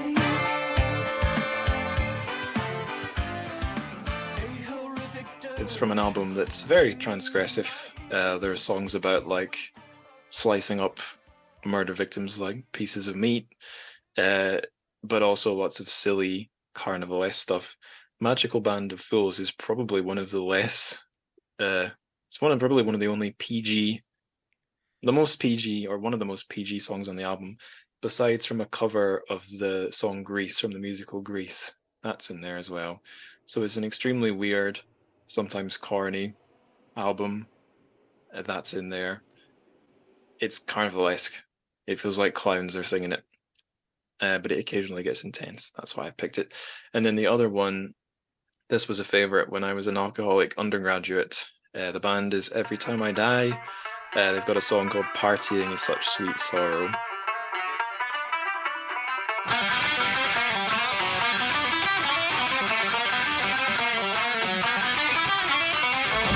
At the bottom of the first drink, I found my nerve. At the bottom of the next one, I met my girl. At the bottom of the third drink, I found the fourth. At the bottom of that one was a Trojan horse. The carrion demons who brought their brides. They tempted darkness where I lost my mind. The fifth drink found it, carried it home. Well, my girl was waiting, one foot out the door. Another night spent gathering dust. Mug shots of a marble pause. Ruination leaves the lamps are lit, so I know where the good love it is. I used to be a goddamn saint. I sang my prayers, I had no state. Until the road introduced me to sin. I only shook hands with drink, but he had his friends with him. I curse the day we raised our glass. I'm like a prince to let the devil pass. 'Cause he ain't never left this town, and only beaten in a border living with him now. I used to be a holy man. One foot on your head and beggar. And I'll just read the first verse, because I think it links with that tea poem I read. At the bottom of the first drink, I found my nerve. At the bottom of the next one, I met my girl. At the bottom of the third drink, I found a fourth. And at the bottom of that one was a Trojan horse that carried in demons who brought their brides, and they tempted darkness when I lost my mind. Well, the fifth drink found it and carried it home, where my girl was waiting, one foot out the door. That's like the first half of Republic of Wine. It's quite a close match. So yeah, I'll go for those two. I had a section. I got about 10 minutes before I need to fuck off and walk the dog. So we were going to take pot shots at Howard Goldblatt or worship him, one or the other. But we don't have to do that. If there's anything else you want to talk about, Dylan. No, I mean, in a certain sense, I wish Howard Goldblatt had gone further and not talked about mounds and derriere. I mean, I haven't heard the word derriere in a work of modern fiction, published after 1950. But Howard Goldblatt is for everything bad I have to say about him, he's translated some of the best works of Chinese fiction, and he's been an indefatigable booster of Chinese fiction. So I really can't say anything about him, and any day now he's scheduled to drop dead. I mean, he's in Hawaii driving around in a BMW. So I would like to be him more than I would like to tear down his image. Is there any common critique among translators? A gripe? Yes. Aside from he's getting all the work, or he got all the work. Yes, I mean, every translator hates Howard Goldblatt. They hate him for his sort of simplistic 1950s baby boomer, or not even a baby boomer. He's the greatest generation. Right. Milquetoast language. But what are you going to do? He's the best there ever was. He's his choice of novels is also questionable, in that he likes the dissident novel. That's what he's always liked since the 1970s. So a lot of what Chinese literature gets translated into English is very shaped by his his interest and his perspective. So there's a lot that's interesting that hasn't been translated, but what are you going to do? He's the best. So, That's funny. We're at episode 99 of the podcast, and I'd never thought of or been, no one has said to me, yeah, he's too safe in his word choices. And oh dear, I'm definitely been drinking because I forgot the second point you made, that he favors dissident stuff. I'd never heard it put forward that was sort of down to the influence of one man. I wondered, my assumption, there was assumption I went in from the get-go is this is Western tastes. We privilege the people that we imagine as dissidents or rebels. Okay, and from my understanding, he's like translated so many things, some that have been big commercial successes, others that are like, there's translations of his I've like learned about from like they're 10 years old. I've only just heard of them because they're buried in some academic press. My understanding is he's very spread out. Maybe the ones that have commercially done the best are by people who are somewhat rebellious or outright rebellious. Yeah, I mean, he is a beast, if I could put that, in that he's sort of like an octopus that sucks up everything. So he's done books like Notes of a Desolate Man by Zhu Tianwen, who's a Taiwanese writer who wrote about a gay man dying of AIDS, and he tackled that book. If he had not, to call back, I can't resist. I think you boosted that book when you first came on the show. You recommended it. And I apologize. I've still not read it. Such an incredible book, and an absolutely unspeakably creative and deep book. And if not for Howard Goldblatt, we would never have read it. But I mean, Howard Goldblatt's tastes. Howard Goldblatt is very funny. He's sort of like a typical American Greatest Generation liberal who's very interested in these books that attack the Communist Party. He's interested in he was never interested in Jia Pinghua. Jia Pinghua is, of course, my favorite writer. He was never interested in Jia Pinghua, who's sort of number 2 to Mo Yan in esteem in the Chinese literary elite. He was never interested in him because he wasn't dissident enough. But Howard Goldblatt always plays it safe, in the hands of a younger translator, in the hands of a more risk-taking translator. This book, Republic of Wine, would be much filthier. There wouldn't be so much mentions of peckers and whatever other euphemisms he uses for the penis. It would have been much filthier. Like if you had given me the book Jiu Guo, it would have been an unpublishably filthy book, which to my not to my credit, but to my detriment, would be perhaps not in the spirit of the book.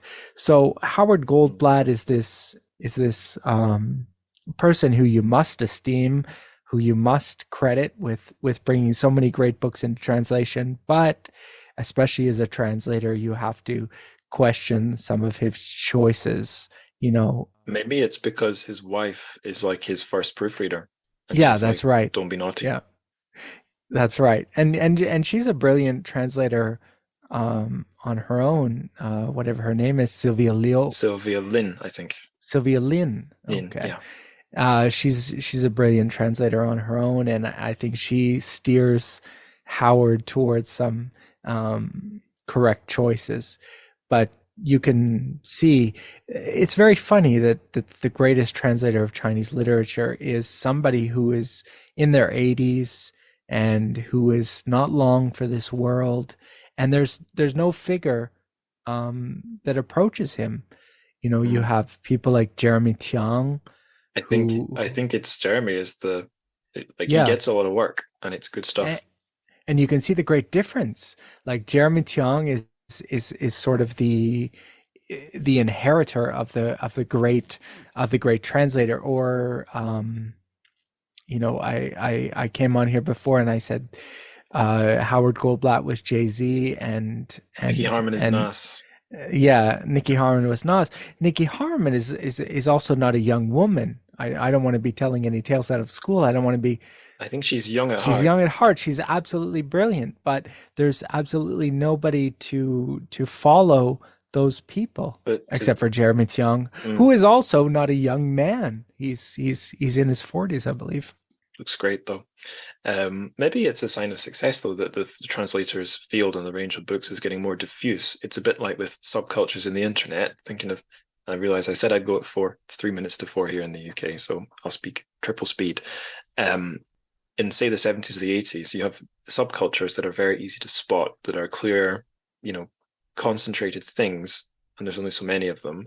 The internet comes along. There's still subversive tendencies in in Western culture, but they're diffuse, miniature. It's hard to point to any one thing surging ahead, and it seems to me like more and more Chinese lit is getting translated to English. There's an awful lot of translators.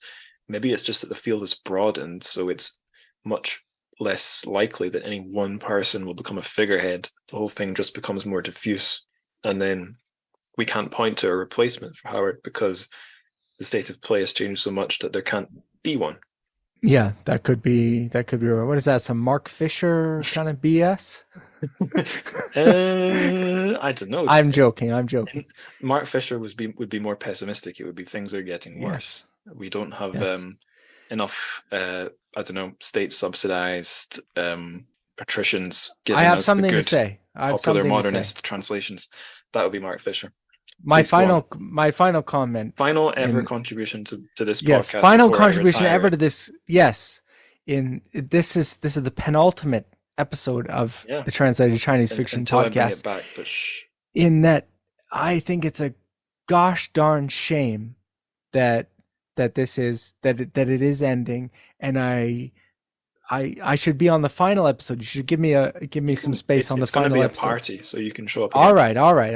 So it's not the final contribution, probably. All right, but I think what you've done is absolutely incredible. And if anybody goes out there and reads Howard Goldblatt's translation of The Republic of Wine by Mo Yan, you've done a great service that perhaps you don't even understand. I don't fully understand that you've done a great service to the people, to the masses, to popularize these works, and there's absolutely nobody doing what you do, and I fear that you don't quite understand the great contribution you've made to the culture at large and to the culture of Chinese literature and translation. Is this where we talk shit about the Chinese literature podcast? My nemesis is. No. God, no. I've been a guest on of their podcast too. So I mean, they're slightly too academic. I kind of, I have a great chip on my shoulder about academics. I'm like the notorious BIG said, a high school dropout made more money than my teachers. I feel kind of the same way. They called the police when I was, in front of their building trying to hustle to feed my daughter. I think you've done a great thing, and I think anyone to push people to go read these books, these difficult books, and to expand people's image of what Chinese literature and translation is. I think you've done a great thing with that, and that's also the reason why I cannot fault Howard Goldblatt, who's as somebody who's translated these books, I know that he's expended hours of effort, hours of blood, sweat, and tears. A career, a lot of a life. Exactly. And I don't say with any ressentiment, to use the Nietzschean word, his driving of a BMW, because I think he should be driving a BMW. A translator who can afford one is a great thing. Yes, I should be driving a BMW too. That's my final words. I should be driving at least a 3 Series BMW. Yeah, well, it's not over yet. It might still happen. And I'd say I'm looking at his translation of Jia Pinghua's Ruined City. I was going to ask, that's interesting that doesn't get dirty enough, and he's not into Jia Pinghua, because that's a dirty Jia Pinghua book. But maybe that's for the next episode, because I do have to scoot. All right. Let me get you out of here. Yeah. And A lot of his books are up there as ebooks, which means even if they run out of print, hopefully the files, Yes. the files will stay there for posterity. So yes, I should scoot, but thank you for coming on, Dylan. Thank you for coming on, Martin. Martin has messaged in our 3-way WeChat group saying his final piece of analysis. This is a good one. Jiuguo is not about individual drinking, not very much choice, but whether or not you drink as an individual. So it's not a warning about individual drinking, but rather about the culture, about society. The characters don't have very much choice to drink or not in the long run. I definitely I've been on the receiving end of that. Teachers' nights out in Zhejiang province, where I think as a foreigner I could have gotten away with refusing the baijiu, but yeah, it's a bit shitty if you don't want to drink and you're being pressured to. So, wholesome final lesson. You can always say no, but you can also always say yes as well to the next drink. You said you'd let me go. I have to let myself go. Thanks for coming on, right. Dylan. And see you for the 100th episode, the party, where I think at the very least I'll have at least one drink. All right. I hope I wasn't too incoherent. No, I think you got more coherent as you went on. All right. And Have a good night. Hopefully Howard wasn't listening. No, Howard, I love Howard. Don't say anything like that. I love you, Howard. I love you I so love much. you, Howard. Howard, you son of a bitch. I love you. All right, we've come to the end of the penultimate episode before I put the show on hiatus. So the next episode, episode 100, I'm planning to just be like a party, freeform one, a bit like I did for episode 50. So this is sort of like the last standard episode, at least until I resurrect the show. I assume I will at some point. I mean, I don't want to promise because you know how life is. You intend to come back to something and sometimes you never do. Like that might happen, but it is somewhat my intention to bring the show back. And there's certainly no shortage of books, short stories that are eligible for being covered. So I just want to say a really big thank you to all of you listeners. I don't really have big plugs to do because I'm going to be pausing all payments on the Patreon, probably not uploading anything up there, and I may make it all available for free. I'll decide about that later. And I guess the one bit of promo I can do is just to say, if you've only listened to a few episodes of this podcast, I strongly advise you go look through the back catalogue. A fun place to do that would be the show's homepage, TrChFic.com, TrChFic.com. That's got tags and categories and lists and all sorts of things that you can use to explore the episodes. But to get back to the point, just a huge thank you to all of you, because you are the people I do this for sure. The show's been going since 2018, so it's not been 5 full years because we're just starting, or I should say, it's not been 6 full years. No, hang on, I'm getting my maths wrong. I started the show in 2019, and here we are finishing up in 2023, although I think 2024. But I did start early in the year, I think, in 2019, so I guess it's going to land about having run for 5 years. So, yeah, I've done it. It's had a huge effect on the direction of my life, maybe as sizable as the time I spent living and working in China. And if one does the maths, I have been running the show longer than that period of actually living there. I think that's fair to say. I kind of wish I could have done more episodes in this stretch of time, but life's got in the way. I edit these things quite heavily, and I try to make them very polished. If I was to bring the show back, I might make it a more streamlined format where I could bang episodes, maybe shorter episodes out a bit faster, but it's all theoretical. So yeah, it's essentially, although this thing has benefited me a lot in many ways, brought me new friends, new kinds of enjoyment, new horizons, it really has primarily been to put something onto the internet that wasn't already there, that people would get something out of. So if that's done it for you, good. That's what I wanted. That was the mission. So yeah, tune in for the next episode if you'd like to hear a sort of party conversation about Chinese lit. If that doesn't bother you, and this is going to be basically the last one for you before I resurrect the show and of course you loyally return, then thank you very much. Tell your friends, tell your family, tell your drinking buddy, and 再见。